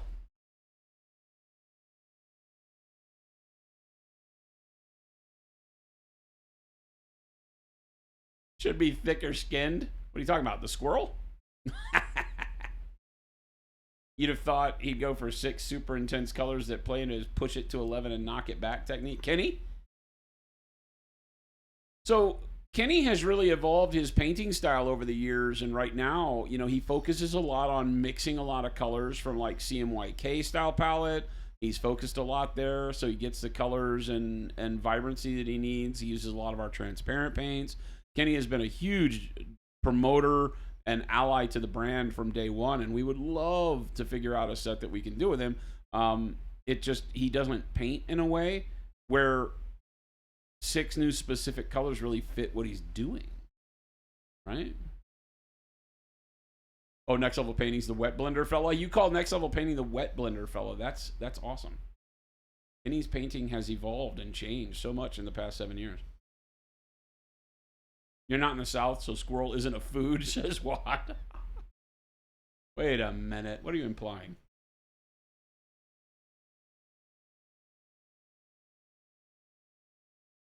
Take it easy, Arctic. Have fun. See you, Arctic. I have to have thicker skin about having you on voice chat. It isn't about thicker skin. It's about getting booted off of Twitch. Yeah. Yep. Turns out, when you can't control who's on the microphone, problems ensue. You can't control me. I'm my own person. Every time you look in on Kenny, he's doing something wild. Yeah, he loves to push his color. He has a very, he loves those really punchy colors. I think he calls it like comic book style. You know, he goes for really, really harsh contrast, which look awesome on miniatures. That whole 3-foot test that we do, right? If you put the miniature on the table, you want to enjoy it as much as when it's right in front of your face. And the only way to do that is to push your contrast, and he does a great job of it, and usually does it with color. Like, usually does some really neat color combos and stuff. He's doing Blood Angels. All his Vanguard vets. I think his Vanguard vets all have... Do they have yellow helmets? I don't remember.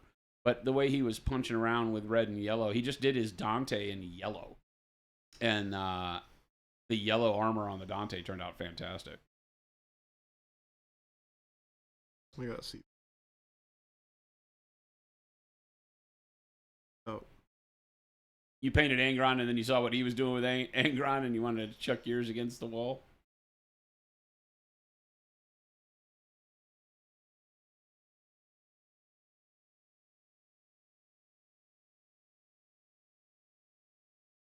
Automaton says an Uncle Adam signature set.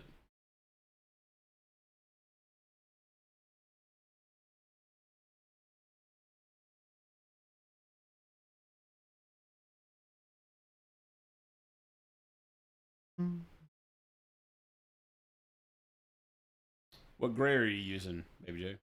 Using gray at all? I didn't think so. Painting with burnt red right now. He's doing burnt red. These are silver, even though they are called gray. That I never really understood. Yeah, me neither.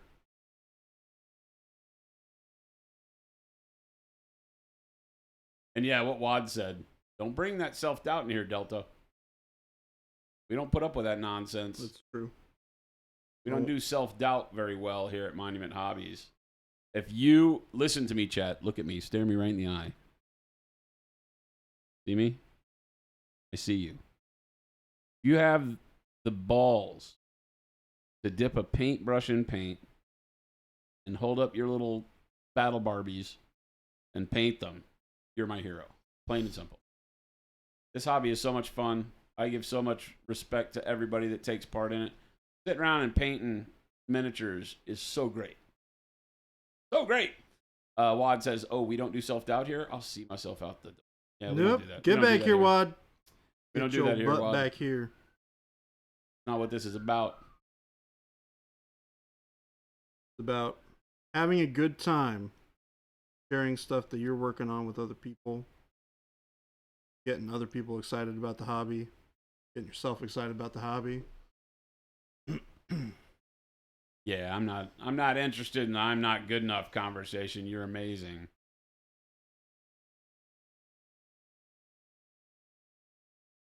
And don't compare yourself against anybody except yourself. Yep. The only model you should be worried about is the one you did last time. Compare it to what you're doing now. Bingo. Done. App is... App.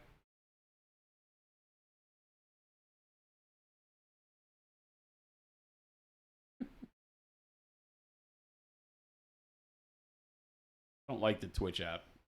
It's not great. I might need to get it like on an iPad. It's on the phone. It's a little. Well, I was thinking even having like another monitor if we can make it work. So we have a big monitor facing the chairs. Yeah, there will be with it scrolling. Yeah, there will be. There'll be big vertical monitor. Chat on it for the happy chairs. Your July submission in Discord has gotten a lot of love from everyone I've shown it to. I keep finding flaws. That's just art, right? I mean, that's just our own personal judgment, right? There's a difference between self-doubt and the judgment you will always impose on yourself, especially as a career. Have you seen me? Did you see me paint the Morgan? I mean, have you seen Baby J repaint every model he's ever started? Except for these. Except for these. So it's funny because on army projects, I generally have a very, very strong focus on the process and where I'm going and what the plan is. But on larger projects like the Morrigan and stuff like that, I have a tendency to repaint stuff a lot because I'm being more experimental and I'm trying out new things and learning a lot while I'm painting, all that stuff. So it's a little different. Mr. Predictable with the "Hey all, found the stream after using Monument products for a while. Just got to say, you guys consistently knock it out of the park. Thanks for all the great products and hobby times." Man, thank you for taking some time out to come and tell us that. We love it. We love that you love us. We will try to consistently knock it out of the park forever. I think that if there is any doubt at Monument Hobbies is that we always think about the crazy things we're coming up with and whether or not people are going to like them. You know?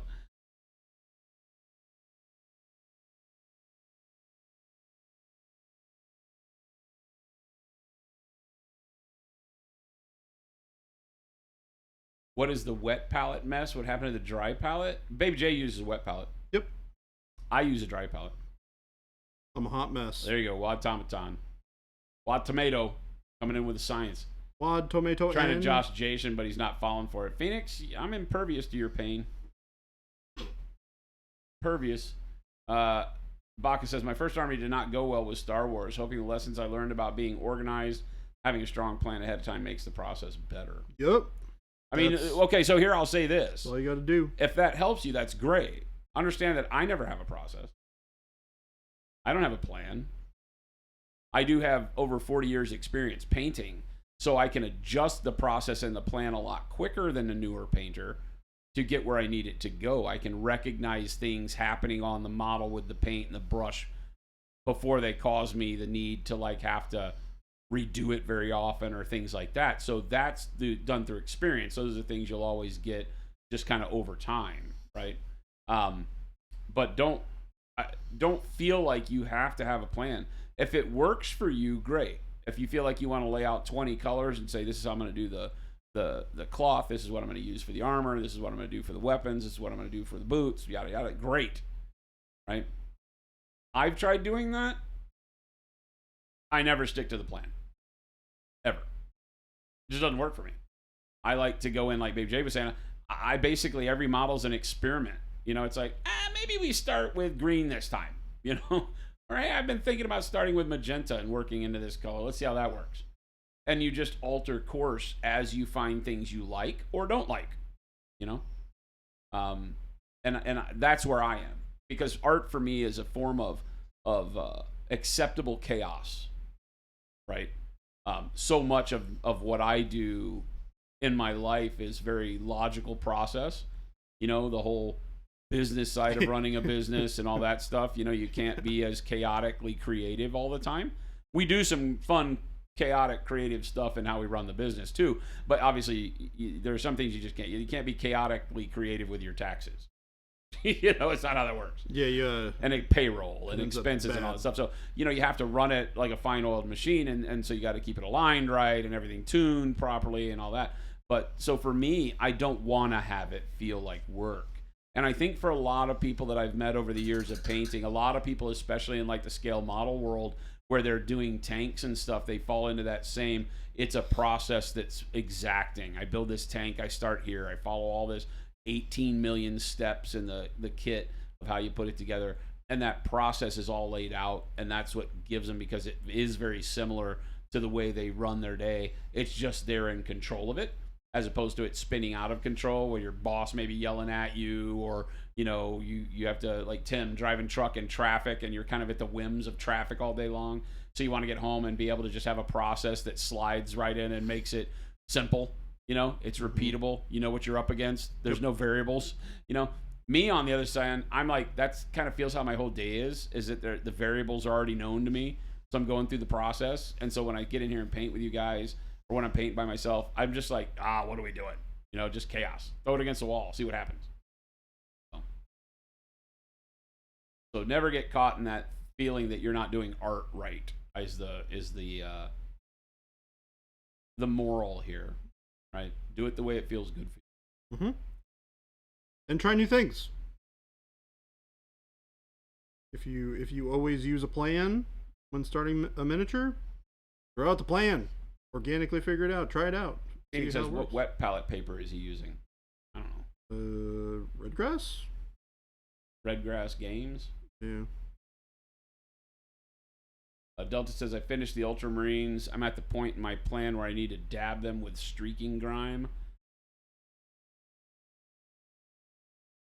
But I just can't bring myself to do it. They look great, and if the Grimdark doesn't work, they're toast. So don't do it. Not everything has to be Grimdark. I never use that.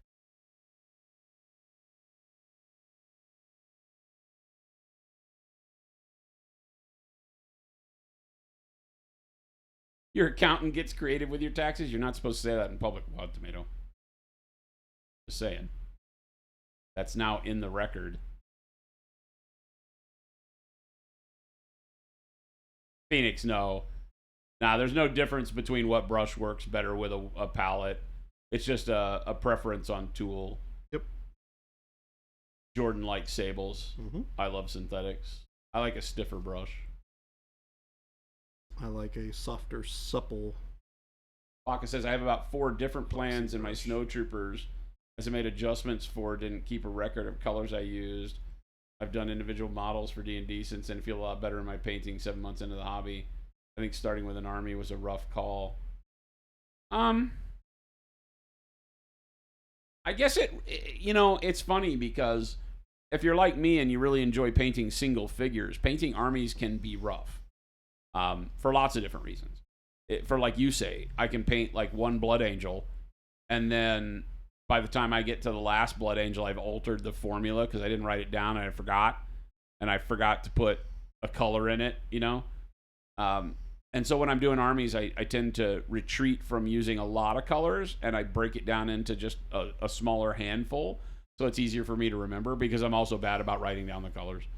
Now, I have the luxury of being able to go back, especially now, and like watch past streams, and I can't count the amount of times I'll sit in my office and pull up a stream and scrub through the timeline to find the part where I'm putting the paint on the model and be like, what color did I use for that?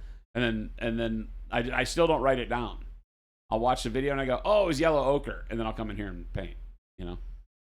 But the next time I want to recreate it, because I'll do one more Blood Angel, and then I'll go back and need to do, another one a month from now, and I'll forget and have to go watch that same video and scrub to the timeline again. What did I do? So that part of it can get annoying. The other part that can get annoying for me is that you're painting your army and you're having to go through that repetitive over and over and over again of things that are very, very similar, right? Like what I'm doing He's right doing now. right now. I was just about to say, I was like, what Jordan's doing right now. It's like, hey, let me paint all of the tabards. Hey, let me paint all of the purity seals. Hey, let me paint all of the guns the exact same color. I think what can help with that, though, is like what I'm doing right now on the shoulder pads. Like, each one of these guys has a slightly different shoulder pad. Yeah. So the engraving stuff is a little different, right? Yeah. Or the little banner thing. And yeah. So you just find little ways to like use the same color you're using on other stuff to spruce it up so that you don't get bored. The nice thing about it, though, is when you do assembly line painting like that, you see more progress quicker. Yes. Because if you start, like in your case, you start with like silver Grey Knights, and then you paint all the bolt guns, the storm bolters with the red casing. And so you do that, and then all of a sudden the army looks totally different. Yep. And then you come back and you paint all the gold on there, and it looks totally different. So every step doesn't have to take a lot of time just to base coat the gold, and the whole army looks different. Base coat, put a wash on 20 dudes. Doesn't take that long, but makes it all feel like your time spent was more worth it than if you just paint one dude and then set it on the table with the other 19 dudes that you didn't paint anything on. Doesn't feel like you made much progress because only one dude looks different. Well, your brain picks out that, oh yeah, one's different, but look at the 19 I still have to do. Yep. As opposed to all 19 got gold on them, so all 19 now feel like I made progress. Well, I mean, you look at this, right? These models basically look done. Like, I could put bases on these guys and put them onto the table, and you would never know that they weren't done. I was going to say, they already look great. It's like a day and a half of painting. Yeah, and it's like, and then you look at these guys don't really look done, right? Delta says, what thread count is his sheets? What? My sheets? It's not all about the thread count, chat. Dude, I totally, like, sleep Material's important. In, like potato sack. Rough canvas sheets. Tent material. I like my skin to chafe when I sleep. Mr. Predictable says skirmish games have been great for this lately for you. Shatterpoint. Each model is an opportunity to experiment. You keep the basing the same. Yep. Yeah, that's what Babe J just did his Shatterpoint stuff. And other than like the troop units that there's like 2 or 3 dudes on a base, you can do that, right? Because each one of them is a character almost that is like having a solo. So yeah, that's a good point. All of these guys. Clean it up. I have the whole. Spat says, is Acryl just for left-handers or can it work for right-handers too? Yeah, Avian's right. Sorry, Acryl's only for left-handed people. Yep. Acryl, it's only for left-handers. That is not going to be an ad because somebody will read that and believe it. They'll be like, "You're also left-handed, right?" Huh? You're also left-handed. Oh yeah, right? both of us are. Yeah. It makes people think the screen's backwards all the time. Like, oh, you're really painting with your left hand? Yes. And somehow Jordan does too. Mm-hmm. Jen's a righty though, so if we can ever get Jen to paint again, she paints with the right hand. She proves you can do amazing things with Acryl even if you're right-handed. Now that would be a good ad. Acryl, it even works for right-handed people. With you and me like holding it up in our left hands. Yep. That's just snarky enough for us. Delta, you could always try a single model, give it a bit, then wipe it down and see how it looks, then wait a night. Next day, see how you like it after sleeping. You go for it. Well, I mean, doing test models is good too, right? Like, have a model that that's what he's talking about for like the test, whatever the grimdark, streaking grime stuff. I know Vince has got a good video on how to use that stuff. Yeah. If you're scared about... Nobody really talks about it correctly, though. So, streaking grime, here's the problem. Right? One of the problems. Is that it really does look like you've slopped mud on the model. Because you're going to get this dark color that sits in recesses that are supposed to be facing your light source. So it screws all of your lighting and volumes up. That's why I don't use it. It's why I don't like washes. And why we made our washes that work the way that they do, so they're lighter filters instead of big blotchy washes. Yeah. And I even... Because the problem with it is that the color pools, you're generally doing this with a darker color. Right off the bat. Just everybody knows this. When you're doing a wash or a shade, it needs to be a darker color to give you the effect you're looking for in 9 out of 10 times. You're very rarely washing a model with white, right? There are times where you would, but bright colors is not generally how we use this. So it's going to be a darker color. You're going to put it over and filter it on the model, and it's going to give you shading on the underside of things, and it's going to look great, except that it will pull into those top corners, like on a Space Marine shoulder pad, the upper edge, and it will create these very dark, defined lines across the top of surfaces that are supposed to be brighter. So then when you highlight that edge, but it's surrounded by darkness, it makes it look like a Tron suit. And for me, it bugs the absolute crap out of me. So if you're going to do things like that, you really wish you could turn the model upside down and do it, but then the filtering is wrong. Because then the filtering is going to run and be darker at the top of the pieces if you turn the model upside down. That's why I don't use those things very often. Vince just did a grimdark video for Leviathan.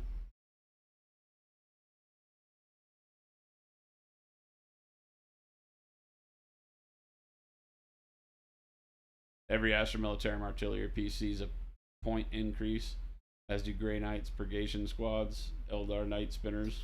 Yeah, they nerfed a lot of stuff, by the way. Anything that's indirect. They nerfed indirect, they nerfed towering. Well, they didn't nerf the towering rule, they just made everything that had it way more expensive. By like 60 or 70 points, yeah. Wait. The way they chose to do that was not to change the fact that towering vehicles and monstrosities can see everything on the board.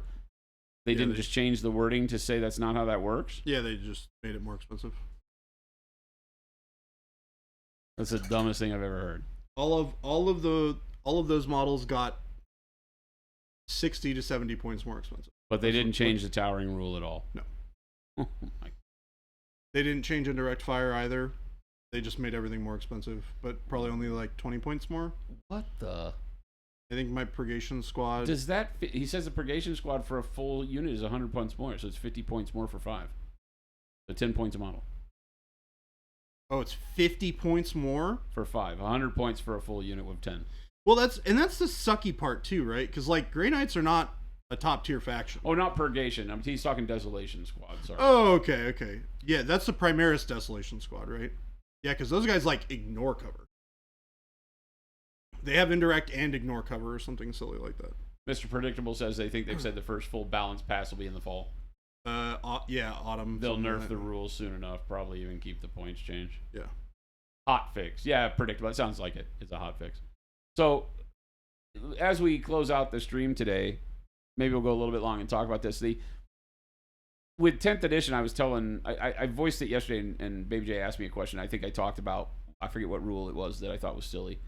It was the melee and how... Well, that was after the stream was over. I don't remember what I mentioned during stream, but after the stream we talked about it a little bit more, and I was like, I was blown away at how the rules interactions worked. We talked about the keyword thing during the stream. The fact that your unit inherits all the keywords of the character you attach to it, which is ludicrous. That doesn't really bother me personally, but... Well... I understand that it's a weird rule. Okay, when you have, in that particular sense, for the thing that it comes up, it is in the Leviathan box with the bug that has anti-psyker, and somehow all of a sudden all these Terminators that aren't psychers have the psyker keyword, so now the bug eliminates Terminators easier, is stupid. It is a dumb rule that makes no sense. Just because you have a psyker tagging along with your Terminator shouldn't make them more vulnerable. Right? Like, nothing happened to that dude in his Terminator armor that makes him get killed by a bug that's anti-psyker. You know? Like, the warp scream doesn't affect a dude that's not a psyker. But somebody got the psyker keyword, so now the bug kills all the Terminators easier, and you can't apply wounds to the librarian first to get rid of the psyker keyword, and you just are screwed. And you can't detach him from the unit. Can't detach him from the unit until the unit's dead. So why would you ever take a Terminator librarian? Because the only units you can attach him to become worse against things with anti-psyker. Now everybody would argue, well, there's not a lot that has anti-psyker, so you just keep them away, you play tactically, and you don't put them near that thing that's going to be bad. I think that's a lazy way to do that. I think that the easiest fix for stuff like that is GW, listen to me, which they're not. But you basically take and you give the bug that has anti-psyker or anything that has anti-keyword on it, and you give them the ability to attack just the unit. Like, part of being anti is that they can do precision shots against. They can choose where their damage goes. So that you could literally walk that bug up and get rid of the librarian. Because then you risk, because now that bug is stuck in with Terminators that are going to obliterate it. Because it doesn't have the anti-psyker against the rest of the Terminator squad. So it doesn't hit on the +2 and all that crap. You know? I think it should be able to just do precision attacks. That's just the stupidest rule I've ever heard. Well, benefit for Jacob tonight is literally every model in my Hermie is a psyker. Yeah, I mean, he only has the one bug, but yeah, that bug could literally mop the entire unit with the way that anti-psyker thing works. Yeah. Right? I mean, you'll shoot the shit out of it before it gets to all your units, but... I've got 2 kinds of wet in my pants. Or I'll just charge it with the Dread Knight. Ridgecraft, what is going on? Rip it Wraith apart. Knight's up 105 points. That seems pretty stout. That is a significant bump in points. But again, it's like, I feel like it's always the wrong move to say, now I can't play with the models I like because you can't write rules. I think I should still be able to play with 3 Wraith Knights if I want to. Just take away the ability for them to apply the stupid fate die. They did. They changed that as well. Well, then why did they make the models more expensive? Because that was the only thing that made them good. They didn't make it so you can't apply it. They made it so that you can only apply it once per phase. To each one? You can apply 1 fate die per phase. Yeah, which is what they should have done. Yeah. Well, then why do you need to raise the points on Wraith Knights? Because they are also probably still too far.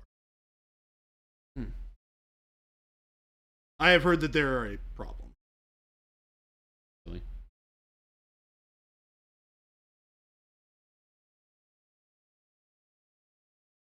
Because, like, there's 2 trains of thought to that, right? There's the, I want to play more of these models because I like this model. But there's also, this model is too powerful. Oh, yeah, that's right, because Wraith Knights are also towering. So because they got hit with the price increase because of the towering rule. Because they're too lazy to rewrite the way towering works. Oh, I didn't realize they actually had towering. That explains it. Yeah, they're knights. That makes sense. Oh, yeah, that makes sense. Yeah, they're Titanic units. They're not Titanic, but towering units. So that makes sense. I forgot about that. They were doubly bad because you could use the fate dice to get a guaranteed 6 mortal wounds out of each one, 18 a turn, because you could fate die each unit once. Yeah, so now you can only do it to 1. Fate die once per turn, one fate die per phase is the solution. Great solution. Yeah. Right. Towering, the solution is that towering models can be seen by everything on the field, but have to use true line of sight to see other units. It's really easy.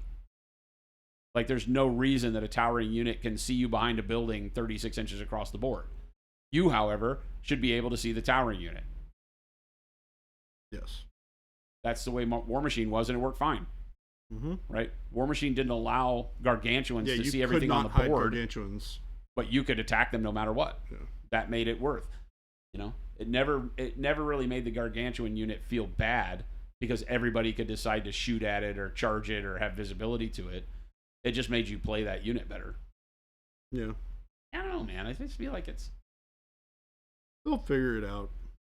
Why are we paying them to figure it out? I agree with you. Right?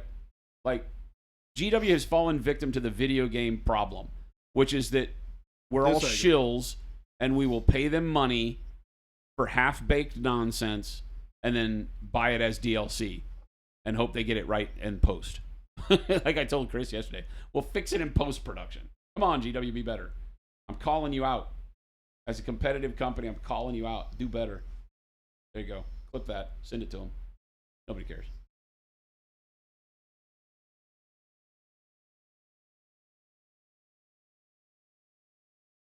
We're paying them for us to figure it out. Yeah, exactly. You're paying for the game to then also supply all of your answers to them so that they can determine if they're going to take those answers and make the game better or not. It really is the video game mentality. And I said last night, and this is a hot take, that there's probably been a bunch of board meetings where they say, hey, look at the video game industry. They can release $79 games, right? They can release Diablo 4 half-baked. They can release all these games that are, you know, supposedly big AAA productions that only tell a third of the story for twice the amount of money you used to pay, and you take the game home, and somehow we're happy with it. We have Stockholm Syndrome for, like, Electronic Arts. and we just love our captors and our the people that have kidnapped us. And then we're happy when they, kind of like spoon feed us updates every now and then that sort of fix the problems.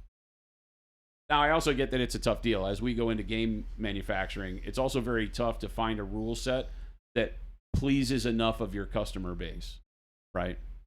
But it takes hard decision making to do so. It takes taking the core fundamental rules and either broadening or narrowing the focus of the core fundamental rules to be able to reach an audience in a different way. So I do not envy their position, but I definitely believe you spend more time before you release the product to make sure that it works as well as it can when I get it in my hands and have paid you for it. How much was the box, the Leviathan box? 250 bucks. 250 bucks, right? So you give them 250 bucks and then you open that book and you realize that your opponent fights first in the melee phase. Which is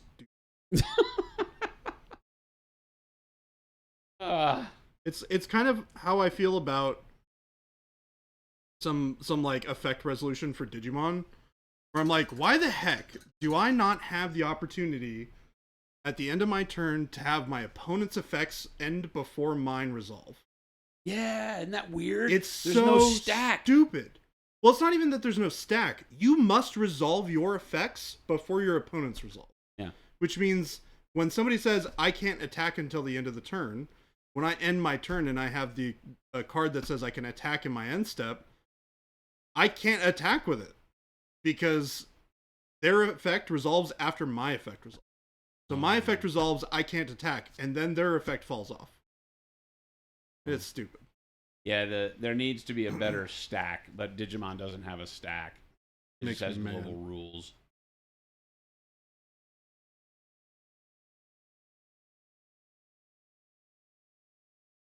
Glad that thought process hasn't hit Warcry yet.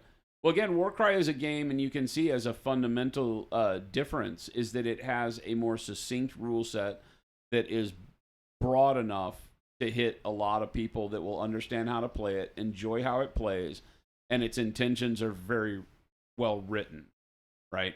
I think that there's too much in 40K for that type of rule set to work. I think it feels too dumbed down. And that's why I say I don't envy GW's position, because in order to make 40K work, you start looking at things and they start feeling too vanilla. Every faction works exactly the same. So why do I play this game?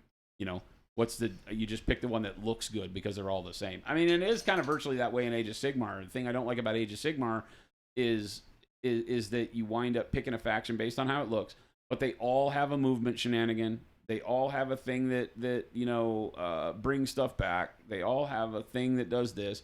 Every faction has very similar tropes. Some of them lean harder into one than the other. And so it's like, okay, well, how do you fix that?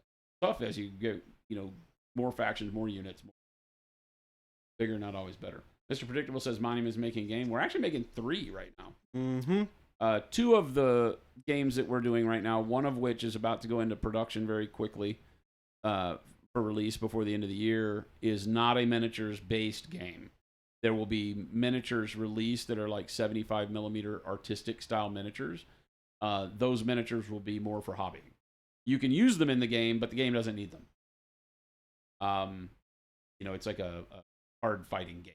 Think about it like Tekken Tag. It's a fun game. Cool characters, neat artwork, a lot of fun.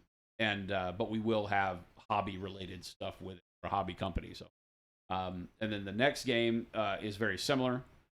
Card based game. It does have miniatures that are hopefully we haven't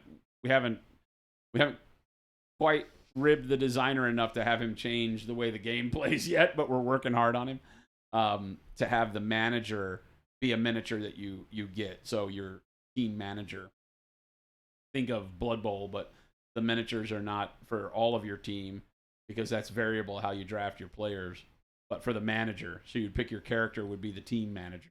We'll have miniatures for that. So that one's a lot of fun. And then the third game is a full-blown miniatures game. So we've shown off some of the miniatures. We're in the prototyping phase on a lot of the designs. And that one's a full-blown miniatures game. It has a more skirmish feel to it.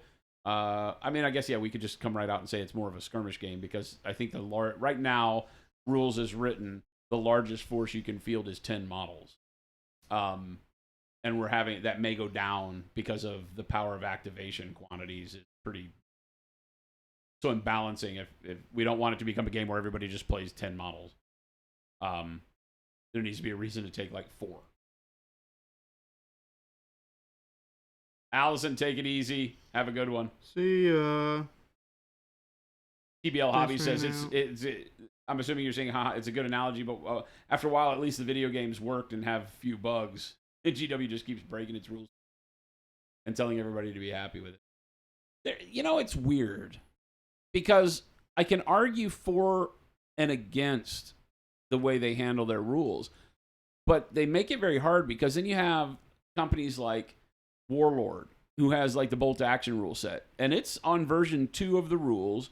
I think they're about to release version 3 coming up in the next year, and it's been out forever, right? And it's on version 2. And in reality, when the rules changed from version 1.0 to 2.0, it was only an update for all the community FAQ stuff that had come out that got actually put into book form so that you could see in one compendium all of the updates. They were just updates. It didn't really change. I mean, there were some fundamental changes, but not huge. It wasn't like an addition change in Warhammer. Now, granted, that business is run by ex-Games Workshop guys who I think were as frustrated as I am with the way Games Workshop rules writing go. And so I think they've solved that. Now, you could argue, yeah, but Bolt Action isn't as big a game. Well, Bolt Action doesn't have an IP that's as interesting to people because it's historic World War II, so it limits itself because of its IP. They've tried to overlay it into sci-fi. Unfortunately, the sci-fi world that they did it with didn't have enough interest and interesting components to it. The races weren't interesting. The backstory wasn't very interesting. That's the Gates of Antares thing. Some of the sci-fi in there was okay, but it just wasn't very interesting enough to pull anybody in. And so you wind up with the 800-pound gorilla of Warhammer being that the narrative is what keeps people emotionally attached to it. So how do you create something like that? Because there are better rules out there. You can play Warhammer with Bolt Action's rules, and it becomes a phenomenal game. But it takes a lot of house ruling to figure out how each weapon type works and all of that. It's easier to just use the amount of wounds and everything that Warhammer already has, but determining ranges and amount of damage for the guns has to be figured out. But if you take Bolt Action's fundamental gameplay loop and you apply it to Warhammer, it elevates Warhammer 100-fold. That's how fun it is to play. It does take away a little bit of the competitive ability to play Warhammer because Bolt Action is not meant to be a straight up, win the tournament competitive game. It's more narrative. But that's kind of the way I like to play my games. I'm still competitive, but I do like there to be more of a interesting scenario and reason to be playing the game than just, hey, let's toss our armies on the table. For me, at least. But there are other rule sets out there that haven't had to go through very many changes that have stayed very similar. Hell, GW's done a great job with like Blood Bowl. I feel like I don't know enough about it, but I feel like Blood Bowl, it's a game I hate because of the randomness and it just drives me bananas. Me too. You can't get good at Blood Bowl because Blood Bowl, no matter how much you play, it will still just absolutely flip the table at you. It's crazy, but it's a great rule set. Its gameplay loop is phenomenal if you're into that game. So it's interesting to me that we always have to have these updates to the rules and I understand that you got to sell models. That's what GW is. They're a hobby and model company. They're not a game company, which is hard for some people to understand. But that was what they used to say in board meetings, or not board meetings, but upper level executive meetings when I worked at Games Workshop. Was that, hey, remember, we're a models company. We make plastic model kits. We're not a game company. The game exists to sell the models. And so updating the game and making more models relevant keeps models selling.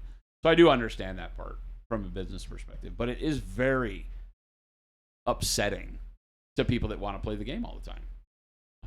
You're constantly churning through people's interest, and it almost is like, but I guess GW wins because you'll still do your Grey Knights, right? Even if you're not. How long has it been since you played a game of 40K?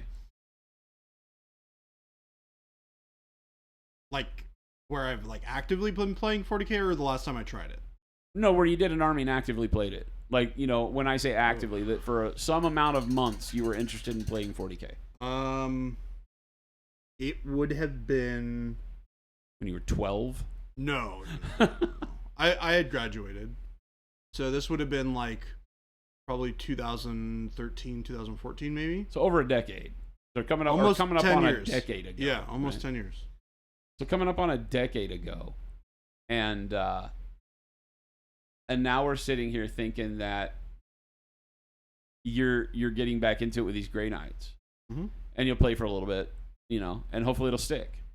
But they lost you some reason along the way, yet you stayed very active in painting. Now, granted, War Machine had a big part of that, and all the other things you were doing, but you know. Well, the funny thing is, I stopped playing miniatures games. And just painted? I got very heavily into playing Magic competitively. Oh, yeah, sure. Yeah. So I was grinding tournaments every weekend for like 2 or 3 years. Yeah. And you found your other nerd habit took over. Yeah, and I eventually got to the point where I was starting to get really sick and tired of going to 2 tournaments a weekend. But see, that's the trouble, right? Is that in such one fell swoop, they could change editions and they could lose a lot of people that go do other nerd stuff. Yep. You know? Yeah. I think with GW, the only thing that wins it back for them is you look in your closet and you're like, I have $5 million worth of Space Marines. I need to play Warhammer again. Well, the funny thing, too, is when I came back, I played War Machine. I didn't play 40K. Yeah. I mean, when I left GW, right, Warhammer 40K and Warhammer Fantasy were all I played, right? Some Mordheim. Yeah. Not a lot of Necromunda or anything like that, but that was where I was at. And then when I left GW, I immediately started playing War Machine. Yeah. Right. Part of it was because when I left, I was just a little salty that I didn't get to stay with GW more. And if you don't know, if you haven't been around here long enough, I worked for GW. I was the regional business manager for the West Coast for the U.S. business back when the U.S. corporate offices, there were bunkers in each of the regions. We had a bunker in LA, and I worked out of the LA office. And there were a bunch of bad, successive, like 4 or 5 non-profitable quarters for GW in a row. And so the powers that be constricted expenses, wanted to just kind of do a big clean cut and change the way some of the business operations worked. And in the U.S., they were going to consolidate out of regional offices into a central office, which at the time was in Glen Burnie, Maryland. And I had only been working for the company for like 3 years, 3.5, 4 years at this point in time, I guess it was. And when they started doing that, they were like, yeah, you need to move back to the East Coast. And I had just moved from New York to California to do this. Well, I didn't move for GW, but I started at GW like 3 months after I moved from New York to California. So it felt like I went to California to work for GW. And then I was like, I'm not moving to Maryland, man. You know, especially not Baltimore, basically. I was like, no. And I was a little salty about it. I was a little salty that I really enjoyed my job. I really enjoyed working for Games Workshop, and yet I was in a position where I had to either choose to go to Baltimore, you know, or go get another job. So I went and got another job and stayed in California. So I immediately changed the game that I was interested in. You know, I stopped building all my Warhammer armies, and I was like, I had some buddies that were playing War Machine, and bought a Circle of Ouroboros army when everything was metal. I don't think there was any plastic in War Machine at the time. Yeah, War Machine was very heavily metal and resin for a very long time. I don't think there was any resin at that time. It might have been early enough, yeah. I think in version 1.5 when Hordes first came out, I think everything was metal. Yep. So all I had was metal models. It's like back to most of GW was metal at the time too. And we're talking about big warjacks that are metal too. Oh my god, like put the warjack in a sock and defend your home. Yep. Holy hell. I had the Warp Wolf Extreme. Yeah, Extreme Warp Wolf, yeah. Yeah, it was like leaping off of a tree branch, and it was like 18 inches tall, it felt like. Yep. The thing was big and lanky. Yeah, those models were crazy to put together. But anyway, I fought through all of that to play War Machine and really liked the rule set. I just hated the community, so I didn't play for long. But, yeah, the community was one of those weird things about War Machine is it was a super duper hyper competitive community. There was a bunch of like generally older people who like to get drunk. in my experience. Well, yeah, I mean, you're talking about a game that an eighth of an inch makes a huge difference. Yep. And so it leaves you open for all that type of movement shenanigans and arguments like that can drive people bananas. Goes who says, Grey Knights are coming along great. Thank you so much. Speed painted the hell out of this army and they still look great. They do. I mean, Baby J's a good painter. He ain't here for his looks. Oh, wait. That's you. Big Bob, why hello from the couch. Hi. I'm on my solo couch, as we've determined.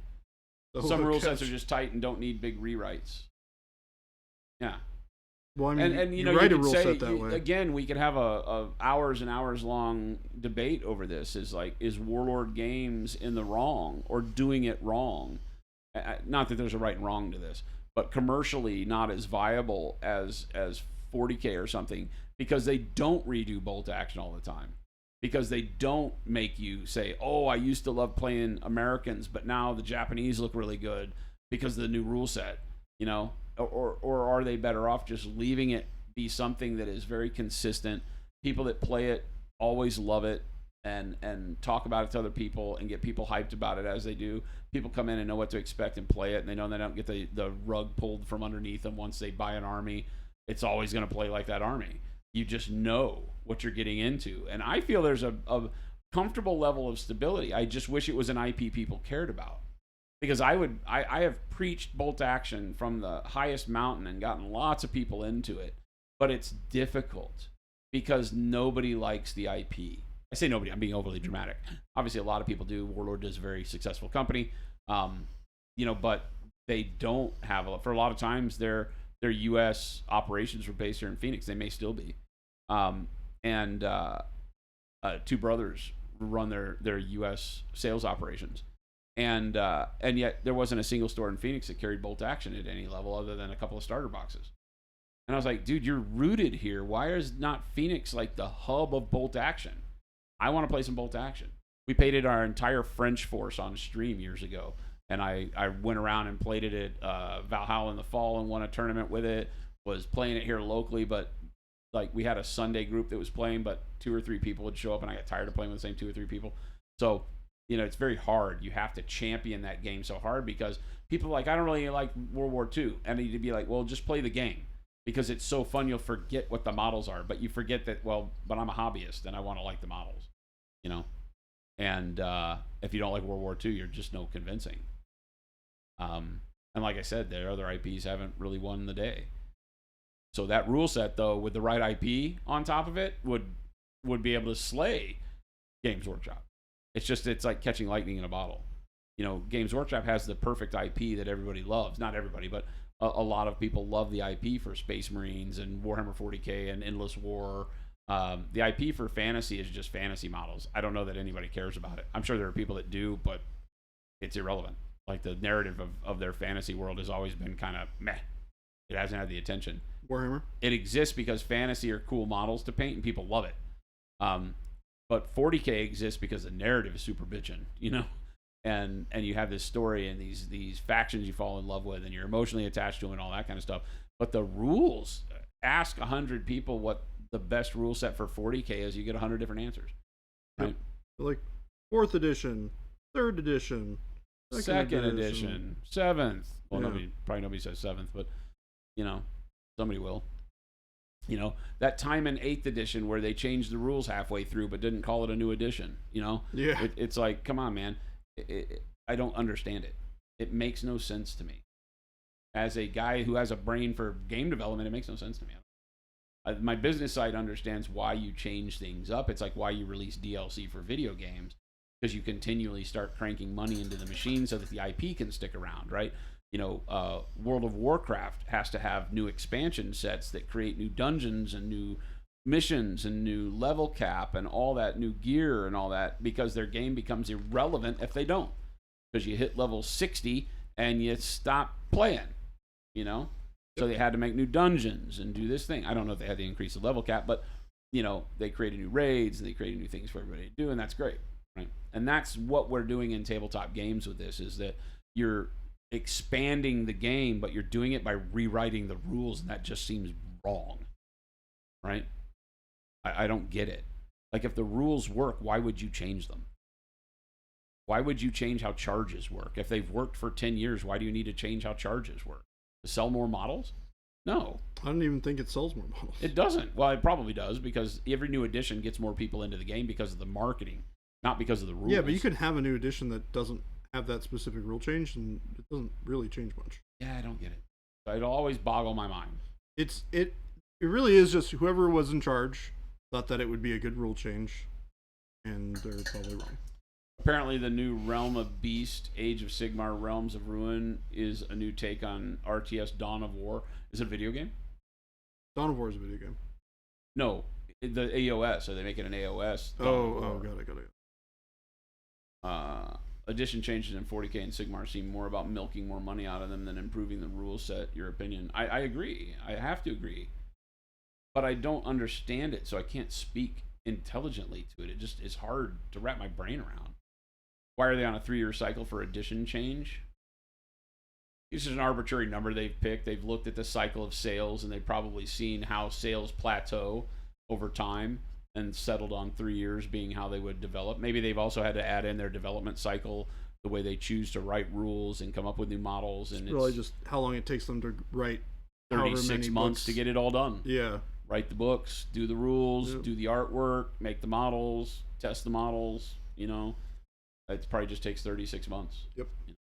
So too. You're a fan of how Corvus Belli does their releases. All factions are released at the same time, so they're all balanced. If they did a full cosmic reset and released a new codex or army book with the additions, I would hope there was a decent balance. I still don't understand. I mean, they fall victim to the same thing. They made Infinity as a way to combat the problems of 40k, I thought, but then they created their own problems with their rule sets. They just keep changing rules. They may have leveled it out now, but I played competitive Infinity and loved it, and then they came out with like N3 or something like that, and I was I don't understand. Yeah, 3. Why did you take away everything that worked and change it? Just why? You know, with some horrible story that makes no sense. It doesn't make any sense. Apparently N4 is pretty good. Full lounge posture. I am fully lounging and chatting with my friends. Used to run Rogue Trader events, and then got into the other skirmish games. Still love fantasy for a while. Yeah. I mean, this is the crazy thing, right? It's like I feel like the Games Workshop box games are excellent for the most part. Mr. Predictable says, can't confirm this. Mark III was huge up here in the Pacific Northwest. We're talking about War Machine. I loved Mark III. I thought it was the best thing that ever happened to the game. I know a lot of people that were really liking the fact that you could build very highly meta infantry list in Mark II and just win. Didn't like Mark III. But I liked Mark III because it allowed me to play with my lists.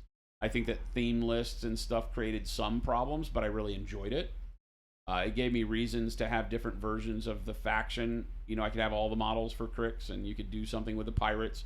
You could do something with the, you know, the undead trolls and all that stuff, and you could do stuff with the wraiths and all that too, thralls, right? Yeah. So it let you put all sorts of stuff together that I thought made it. I thought it was a very interesting take on how to make sure that you could have a reason to buy any of the models. Rule of Cool could reign supreme in Mark III. It still had its problems, don't get me wrong. But I enjoyed playing Mark III for years. And then the event came where they decided they wanted to burn the company to the ground, and they made all of the factions mixed together and put those avatar things on the table that if you didn't buy this one model, you were going to lose. And it was horrible. They stuck their foot in it. So. Sounds like I'm glad your foray into War Hordes was brief. If you're at it at the right time, it was a good investment. I mean, I still have tons of my armies. I just threw a bunch of them away, I believe. I literally took a whole box of War Hordes and just threw it in the garbage at my other house because I was like, I'm not going to. Necrofire says, not to sound disparaging, but if they did a fantasy AU model line, that would do a lot. I have zero interest in historical, but if they have a fantasy model line, I'd at least try it. So, if you're talking about Warlord, they did an amazing game called Warlords of Erewhon. Oh, I don't know. I think it's Warlords of Erewhon, a fantasy game that uses a very bolt action-esque rule set, but it was miniatures agnostic, and that's what killed it.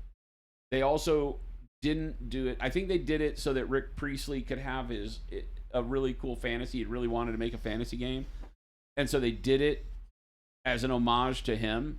The rule set is great. It didn't print enough rule books at first, and they don't have models for it. I think they started doing some models with some other companies for it after a while to try to breathe life into it when they realized they had almost had a success with it. But it failed so miserably because they didn't have enough rule books at the beginning. We had a group here locally that was really, really interested to be playing, and the problem was that they couldn't play the game because not enough rule books showed up. They didn't print enough. And then, of course, everybody with their gaming ADD just lost interest in it. Because it didn't have miniatures you had invested in. You'd bought a $35 book, you know? And I was using the hate miniatures. Remember back when we started painting all the hate miniatures on stream was because the hate miniatures, the barbarians and all the cannibalistic looking models was awesome for Warlords of Erewhon. And they came up with releases so you could have like samurai looking factions. There'd be a reason to have monsters and goblins and all that. And it was really fun. But miniatures agnosticism can hurt you, right? Do they have any alternate history sets, Avian? Weird War they do. It's called Conflict 47. It's if the World War II had not ended because the Germans had actually gotten alien tech to work and all that kind of stuff. The Russians have like bear infantry, you know, like big bears, and the Germans have vampires and undead and like gorillas and stuff like that. So we've painted some of that here, the werewolves and one of the bats, I think, and a lot of mechs. So they have like heavy armored and like, you know, Space Marine looking suits, the Weird War. But Conflict 47 was a property that I don't believe was 100% Warlords. And don't quote me on this. There was another company that kind of had come up with that and worked in tandem with Warlord for it. So there was never 100% support. I think it kind of fell backseat to Bolt Action. But it plays like Bolt Action, uses a very similar rule set. And you can have big walkers. There's like dreadnoughts for all the sides. Big four-legged walking tanks. Huge like resin behemoths, you know, for it. It would be something people could get into. It has never had the marketing. Now, my understanding is that they're redoing Conflict now that Warlord owns the whole property, which I think happened like last year or year before. They own the whole property. They've been saying they were going to rebirth Conflict 47 and have more models for the range and all of that. So we'll see how that goes. Because the Weird War stuff I think would be really good. Lawdog says, I think there's definitely some mental difficulty with playing Axis armies. It's easier to play the bad guys when everyone is bad and they're wearing power armor. I don't believe... I mean, it may be personally true for you. I think that in today's climate, it's easy to say that. I don't think there's really a whole lot of problem. I don't have a problem. I painted all my German Fallschirmjäger on stream, and you know, I don't have a problem with that. I don't love the idea of Nazi Germany. And I think that to presuppose that that's a thing is very limiting and close-minded. I think that the historic games, all of them, suffer from a little bit of that because it requires you to kind of be a lover of that time of history and to remove yourself from the atrocities of war. Yeah. Right? Whereas Warhammer 40K shows more atrocities of war than anything humankind has ever dreamt of. Yep. But because it's not real. I get your point. So it is easier to play the bad guys when everyone's bad. And I don't even know about that. I mean, because everybody thinks there's good guys in 40K too. But, you know, the atrocities are not real. You don't know somebody whose family was impacted in the last century by the atrocities of 40K. But it's very easily found, even in today's... Well, not as easy anymore because we keep getting older. But you can still know somebody whose family was impacted and whose grandfather can tell you a tale of something about World War II, right? And that part of realism opens your mind in a different way and does make it a little bit more to get behind it it feels more like you're championing war than just playing a game. So I do understand that, and that's why I say that historics is a turnoff for a lot of people. Because even if you go back to Napoleonics, right, and you want to play the Napoleonic French, right? There were some horrible things that happened back then, you know? There's a lot of Weird War One stuff that doesn't really catch on because the aesthetic is super cool, but it turns out World War One was horrible. Horrible. And so, I get your drift. Abstracting the idea of real war into fantasy relieves some of the mental gymnastics. It definitely does. It's a good point.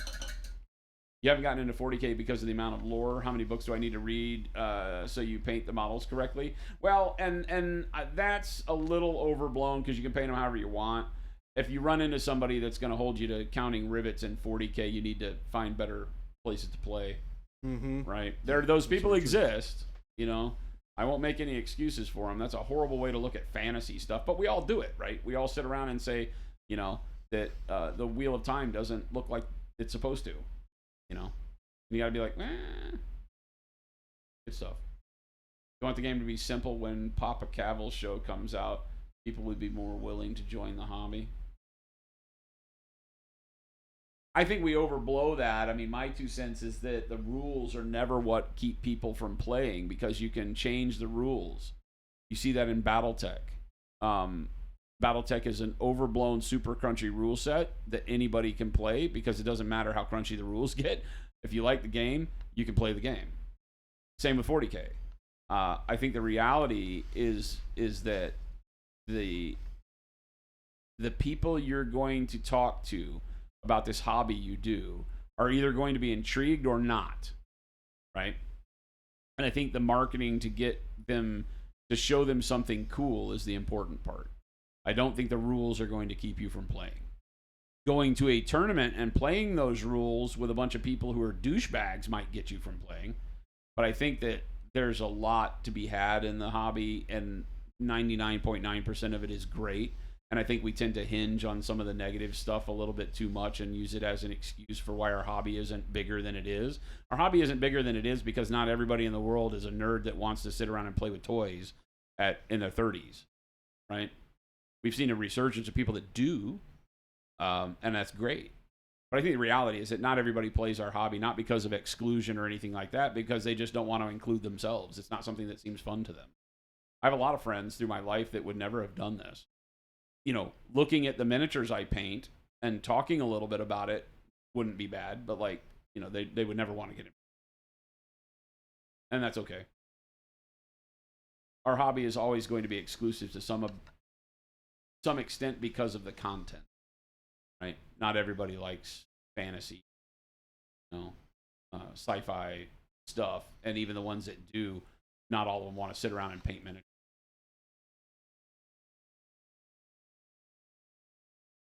So the Cavill stuff is going to be interesting. I think it's going to affect the hobby if it turns out to be good, and if it ever even happens, and is good content, then people will pay attention to us, and that's never a bad thing. I think it still will be seen through filtered lenses of, you know, I don't have any interest.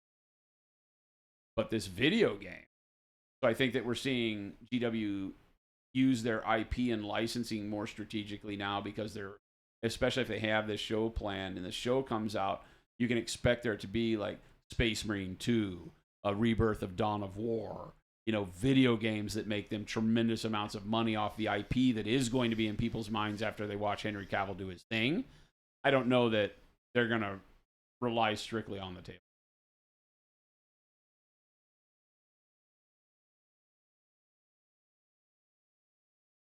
Pick a faction you like, then read some of the lore specific to that faction. Oh yeah, definitely. If you want to not have the lore be a big deal, you don't have to know anything about the lore to enjoy.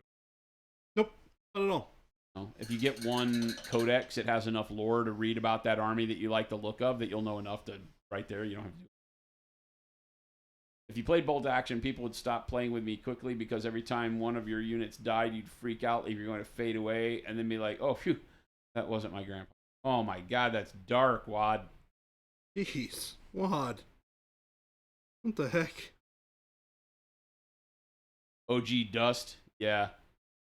Yeah, Paolo Parente's Dust was cool. Fantasy Flight took it over for a while. That was some good Weird War stuff. I've used some of the models for that for my Weird War, World War II stuff.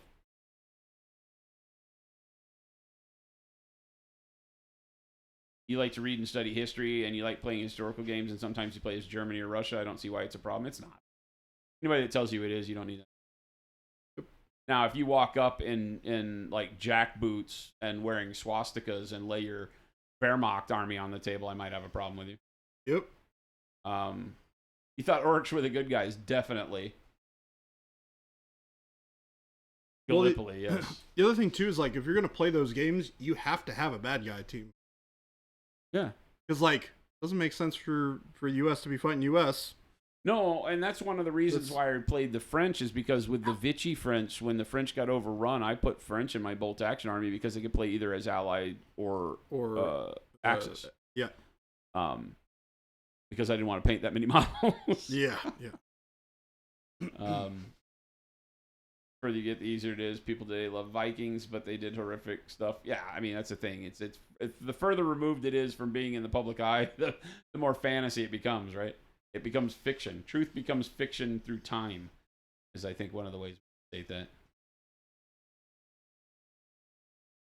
Avian says we're no longer 30. Wait, I haven't been 30 for a long time.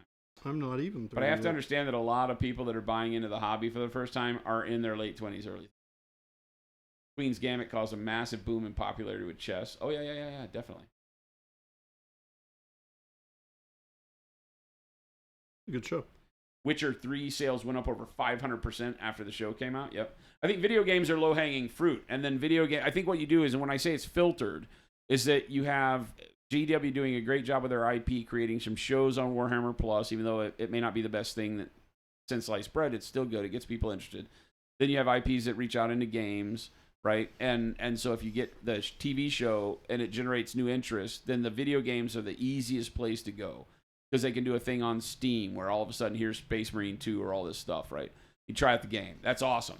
Then you can start learning more in the game. They tell you more about the lore, right? You can imagine the video game has a screen where it tells you about play these things on the tabletop and all that kind of crap. And so it's filtering each layer of how the IP is easily reached. And if you do your marketing well, you point people towards the one that's easily palatable for your demographic first, which would be the video games. They're the most easily palatable, right? After the TV show, go to the video game, play the video game. Then pick out of the people that accepted the video game and thought that was cool. So they've already gone through the TV property or the movie property. They've hit the video game property. And out of that, they find the people that have enough nerd time to go fiddle with models, build models, paint models, play games. That's the way that works. Because video games can be turned on for an hour and have a bunch of fun and then not done for a bunch of months and then come back a bunch of months later and turn them on for an hour and have a lot of fun.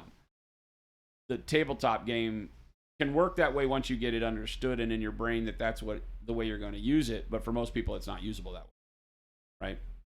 For most people, you need to invest in the tabletop, get an army built, get an army painted, or at least primered or something. Maybe not even just take it gray and go to your friend's house or your hobby store and play the game. And that takes a lot more than just downloading and booting up the game. So you got to go through those steps. And I mean, that's why nobody else is as big, because nobody else has a property that can do that. Nobody in our industry has a property that can do that.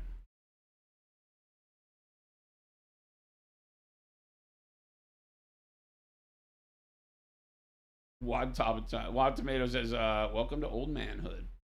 I got that stuff on lock. 53. Still painting army, man.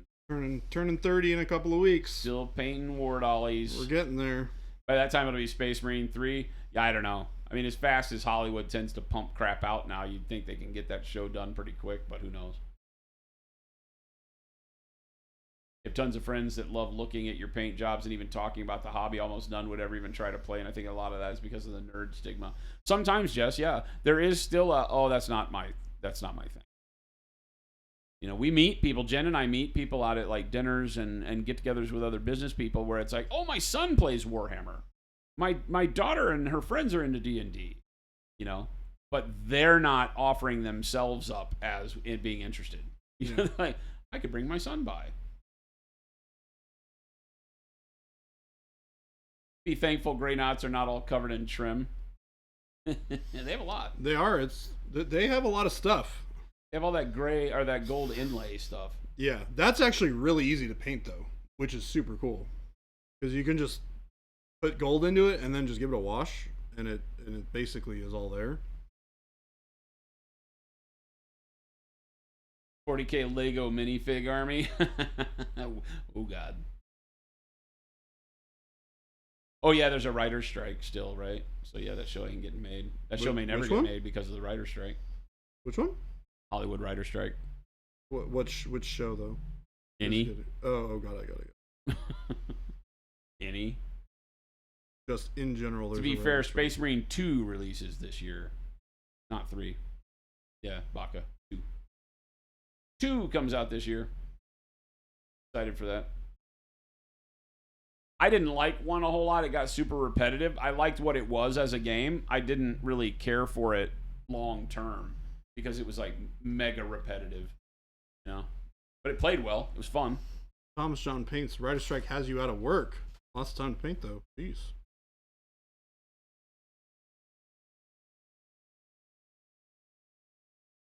Quitting time. Quitting time? What time Quitting is time. it? Oh my gosh. It's Otherwise I'm going to fall asleep in that damn chair. Hey, you know what? It did the trick. Fall asleep in the comfy chair. I like that. Thanks for letting me do that, chat. Heck yeah. It's a one playthrough only game. Very on rails. I'm not good with on rails games. They don't have to be completely open world. Like me and Skyrim didn't get along too well because it didn't really give me anything to be interested in. You know? But Space Marine was too on rails. I don't like those games. So I'm a little worried about the God of War thing. I would say if you like the story, you'll have a good time. Well, Tomato says, I think Space Marine was really racist against orcs. I mean, he killed a lot of orcs, not gonna lie. They're just mushrooms, though. They'll grow back. Oh, yeah, Space Marine is one of the best 40K games, period. It really is. It was a lot of fun. Right? It was a lot of fun. Is that the one with the trailer where they're killing a whole bunch of Tyranids? That's the new one, yeah. Yeah, Space Marine 2 is the Primaris. 3 Primaris drop in and kill a Tyranid warrior and a bunch of Gaunts, and then stand around with all the Imperial Guardsmen looking at them going like, oh! Yeah, exactly. Yeah. That's it, yeah. You wish Total Warhammer 40K would be a thing? Yeah, it's confusing as to why it wouldn't. I guess maybe because those Total War games are more medieval fantasy realm. Are there any sci-fi ones? I don't believe so. I don't feel like I think it's just Warhammer. You get into like more RTS based games that aren't big because there's not big flanking maneuvers in sci-fi. The way you would run the combat part might be too different because there's a lot of shooting, a lot of aerial combat, a lot of stuff like that. I think it could be done, but I don't know. Empire, which has musket lines, yeah, but it's still a lot of melee, right? You really like Bolt Gun? I have Bolt Gun, Panic. I have not played it yet. Thomas John, Writer Strike has you out of work. Lots of time to paint. Oh, it's the Writer Strike that's doing it to you? Are you a writer, or are you just in the industry and the Writer Strike has caused you to not be able to work? I'm interested in how its effect is becoming larger and larger in its scope as it keeps going. The Skaven should be mostly guns. So they blow themselves up. Throwing poison.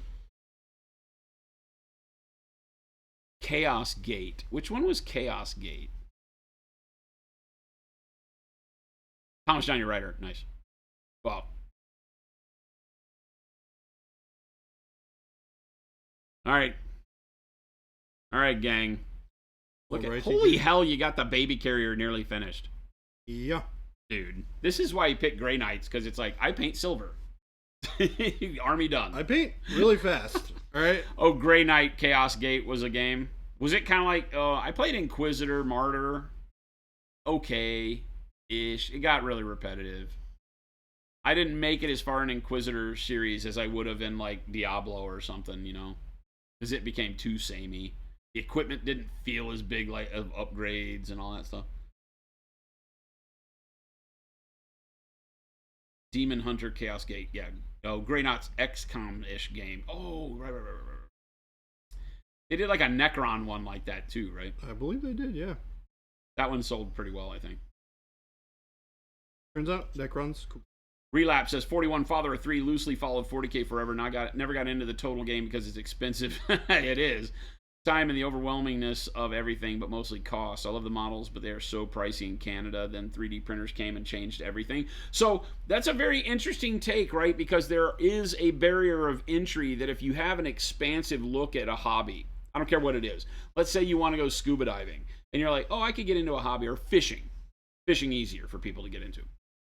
So let's say you want to start fishing. I'm not a fisherman, but if with the way that my mind expands to look at a lot of what I'm interested in, and I'll define what I'm talking about, is if I went to get into fishing, I would go to the store and I wouldn't just buy a fishing rod and a little bit of light tackle and go fishing, right? I would look at what it means to be into fishing.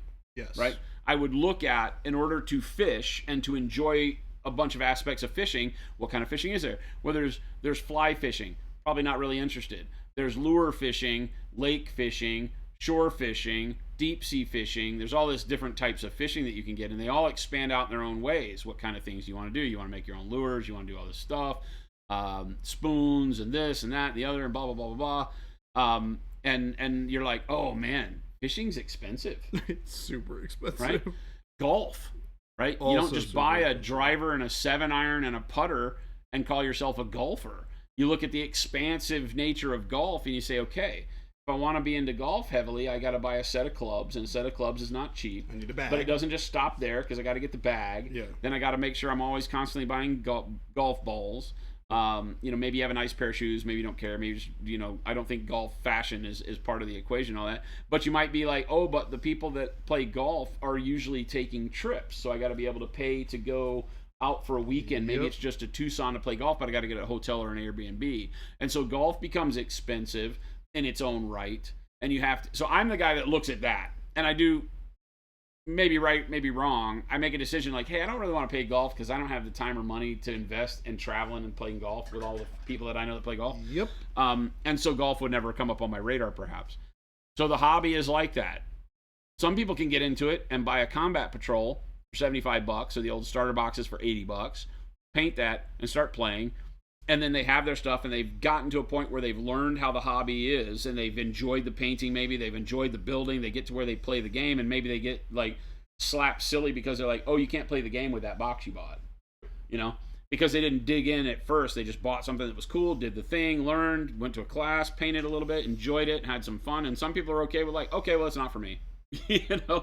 So everybody gets into things differently. So your explanation of seeing and looking at it and seeing how expensive it can be kept you from really diving in all the way.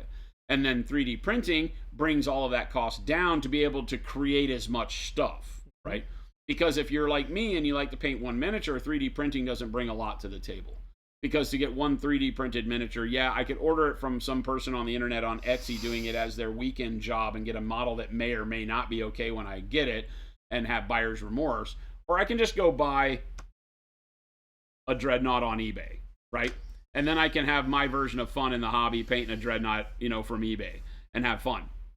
And so you start to look at what you're going to get out of it. So for me, 3D printing does not offer as big of a deal, because I'm not trying to replace 100 models on the table that I wouldn't be able to afford otherwise with 100 3D printed models that are like a third the cost or whatever. Yep.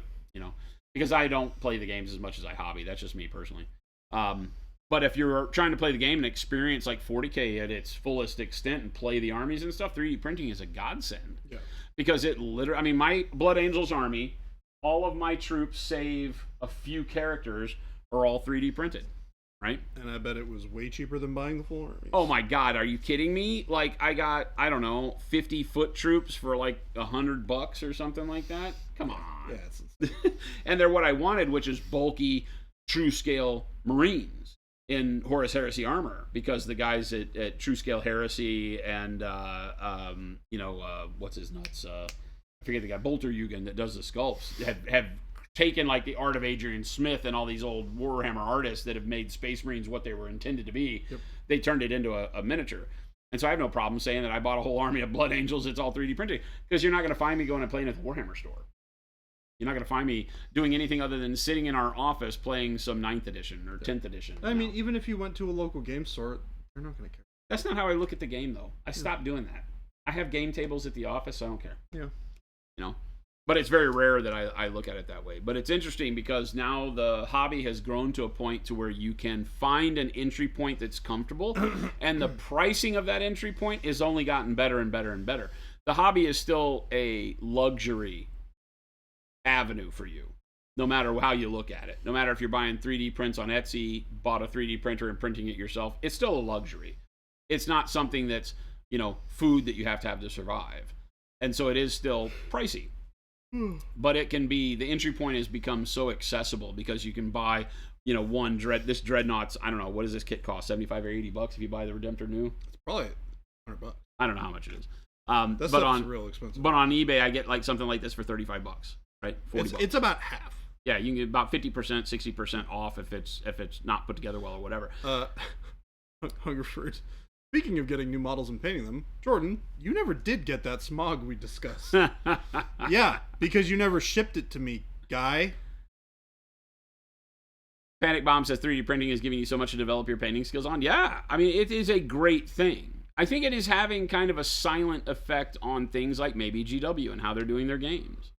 And why it's so important to get a Henry Cavill thing, and why Warhammer Plus, and why video game licensing has taken a drastic rise for them, because maybe they see the writing on the wall that models aren't going to create as much revenue as long as they hope they would.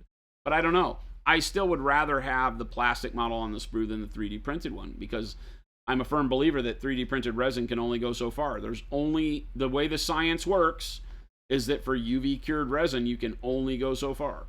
Mm-hmm. Now, they may continue to make new resins and defy the physics the way we currently know them, but, I don't think it's ever going to be what I want it to be. Polystyrene. It'll be 80% of the solution. So I will always take the real model over the 3D printed one.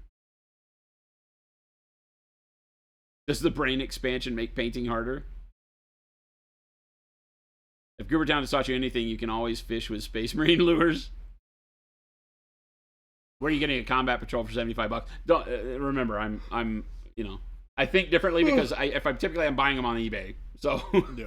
I'm thinking more like the starter boxes. The old faction starter boxes were like $80 on eBay all the time. Sticker shock the first time you walked into GW store was real. Sorry, your little plastic toy stores are how much? I get 10 Marines for what? Each one of these little dudes is how much? Yeah. $7? Yeah, it's not great. $10? It's not awesome. Speaking of getting new models, oh yeah, there we go. Your Chaos Terminators are load bearing. You have the metal ones. Those things are rough. But yeah, I'm a big fan of where the hobby has moved. There's a lot of indie companies doing really cool things with like Siocast, with 3D printing, with being able to get cool models out to you at a lower cost to get you inducted into the hobby, so to speak. And then letting you determine where your value lies. If you wind up like me and you would rather focus all your time painting like one model really, really cool and let people in your chat make jokes about how you never finish armies, then you may find that the cost per model for the value you get is very, very level. Yeah, you might go buy a Titan for $3,500, but that Warlord Titan will take you 3 years to complete. Yeah. So for 3 years of entertainment at $3,500, maybe that works for you. It ends up being a pretty good deal on the value. Kenny said it best during one of his streams. He was totaling up all of the fun he had building his dreadnoughts, painting his dreadnoughts and his Blood Angels army, and the hours upon hours upon hours, and then correlating that to what you would have done for like dinner and a movie that many times to cover that same amount of time you spent in the hobby. And the standard, what we would call standard entertainment, just blew away the cost of the hobby. We tend to look at the Dreadnought model and say, who the hell pays $85 for that piece of plastic that's 4.5 inches tall? Why would you do that? Well, because it took me 3 hours to build it, and I had fun listening to a podcast while I was building the model, cleaning it up. Then it took me 50 hours to paint it, and get it looking good. And then I got to use it on the table if I played it in a game, and I've played, 100 hours of games where I've had a model like this on the game. Well, so now you add it all up, and you got 150, 200 hours of pleasure baked into $100. Yep. Do that math for me, people. That math works out pretty good in favor of stuff. And as you add more models to it, that math still works out to a point, right? It gets to be silly at some point in time, but you've made the decision on your own grounds to make it that silly. I have all the armies, I have all the models, but that's something that you enjoy. And that enjoyment, it's not like anybody forces you to buy 6 armies to play Warhammer. You can literally buy one and have fun playing one. I know a lot of people that have only ever had one army ever, and if they have to buy another army, they quit, but they're not playing competitively. Obviously, you're not going to have the meta list all the time. But the hobby is great for that. It allows you to find the way you want to enjoy and integrate into the hobby and do it at your own pace. I just like to paint. Every now and then I play some games.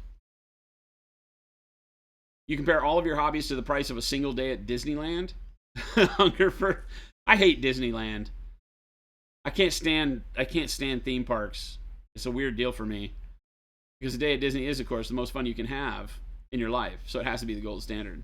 It's also one of the more expensive things you could do, so it helps you buy a lot of models. It is not the best place on earth, by the way. There's a big weird mouse and like princesses chasing you around. It's like everything in my nightmares experienced in reality is Disneyland.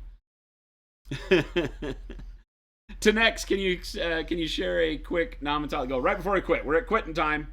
And yes, the gold that you've seen on these guys, on my Blood Angels, is a very cool gold. It's done with dark yellow green as a base, then yellow green, right? After the yellow green, you go to yellow ochre. That's what gives you the gold, although you start getting enough yellow out of the yellow green to start moving you that way. But then in the yellow ochre, after the yellow ochre, it's pale yellow to give you your shine. That's the jump you make value-wise from the darker color of yellow ochre to the brightness of pale yellow. And then you can choose something. I've been using our upcoming heavy warm white color that releases next month, but you could use bright ivory. That's not bright ivory. That's bright ivory. You could use bright ivory, something that gets you towards a white but isn't, as your final peak shine. So that's it. What you're seeing here on the Dreadnought is only 4 colors. It's only that. I haven't done any of the bright stuff yet. So that gold is what you're seeing. It's the same color that I've used on a lot of things here lately. I did the entire non-metallic gold on Dante. Again, it's a very cool, almost like white gold at the end of the day. But it gives you a lot of range.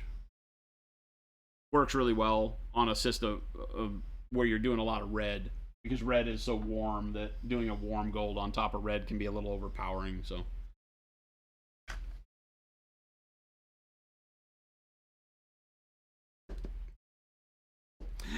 Hungerford says exactly. How's that the best? Having your nightmares come to life, like in front of your face, is the best. That sounds like a thing that Hungerford would want to have. Hungerford, I retract my offer of employment. You can't work here anymore. Avian caught that. Wait, princesses chase you around? Everybody's hung up on the princesses chase you around? Sign me up. Well, it's not all it's cracked up to be. Have you seen Disney princesses? Their eyes are never right. They're real shifty. Their morals are very strange. Especially that Snow White, 7 Dwarves thing. I don't know. I don't know what the deal is with this relationship. I don't know what this relationship was all based on, but I'm not really willing to play sloppy seconds to that whole thing. Jen with the links. Let's get out of here, chat. Thank you so much for watching some paint dry with Baby J. Bye. I sat on chair cam all day, so thank you for letting me sit in the comfy chair. I only ate one of my bags of chips and talked a lot of nonsense. Thank you for that. Absolutely awesome. And I finished painting my whole army pretty much. Thank you so much for hanging out. Remember, we do this 5 days a week, so make sure to hit that follow button if you have not already. Tuesdays and Thursdays, like tomorrow coming up, we start at 2 p.m., so a little bit later in the day, and we go till 5 p.m. Monday, Wednesday, Friday, like today, is our hobby lunch. We start at noon and go till 2 generally. We've run a little bit longer. An hour over today after doing 8.5 hours yesterday for our birthday. Again, thank you to everybody that showed up for the birthday stream yesterday. It was fantastic. And tons of awesome things were given away. We will work through all the giveaways through the end of this week. You should see order notifications for that. If you won something during the stream yesterday, you should start seeing order notifications next week. As we get through all the holiday backup that we've experienced here from regular orders. So thanks a lot for hanging out. Make sure you follow the links that Jen threw up there, the store to get all your Monument Hobbies hobby goods, the FLGS link to find a store close by to you, if you're in another country especially, where you can order your stuff up and give us a try. We'd love to see you use our stuff, obviously. And then the Discord link where we have thousands of other artists just like yourselves, lots of inspiration, great fun times over there, a real welcoming crowd. If you're looking to get into the hobby, if you've been in the hobby forever, everybody's welcome. Everybody can stand to learn some stuff. And you can get to keep up with the Monument team as well. So thanks for hanging out with us. Stick around. We're going to find somebody to raid, show love in the chat we wind up in. Make sure to pass them a follow as well. And we will catch you back here tomorrow. See you guys. Adios, gang.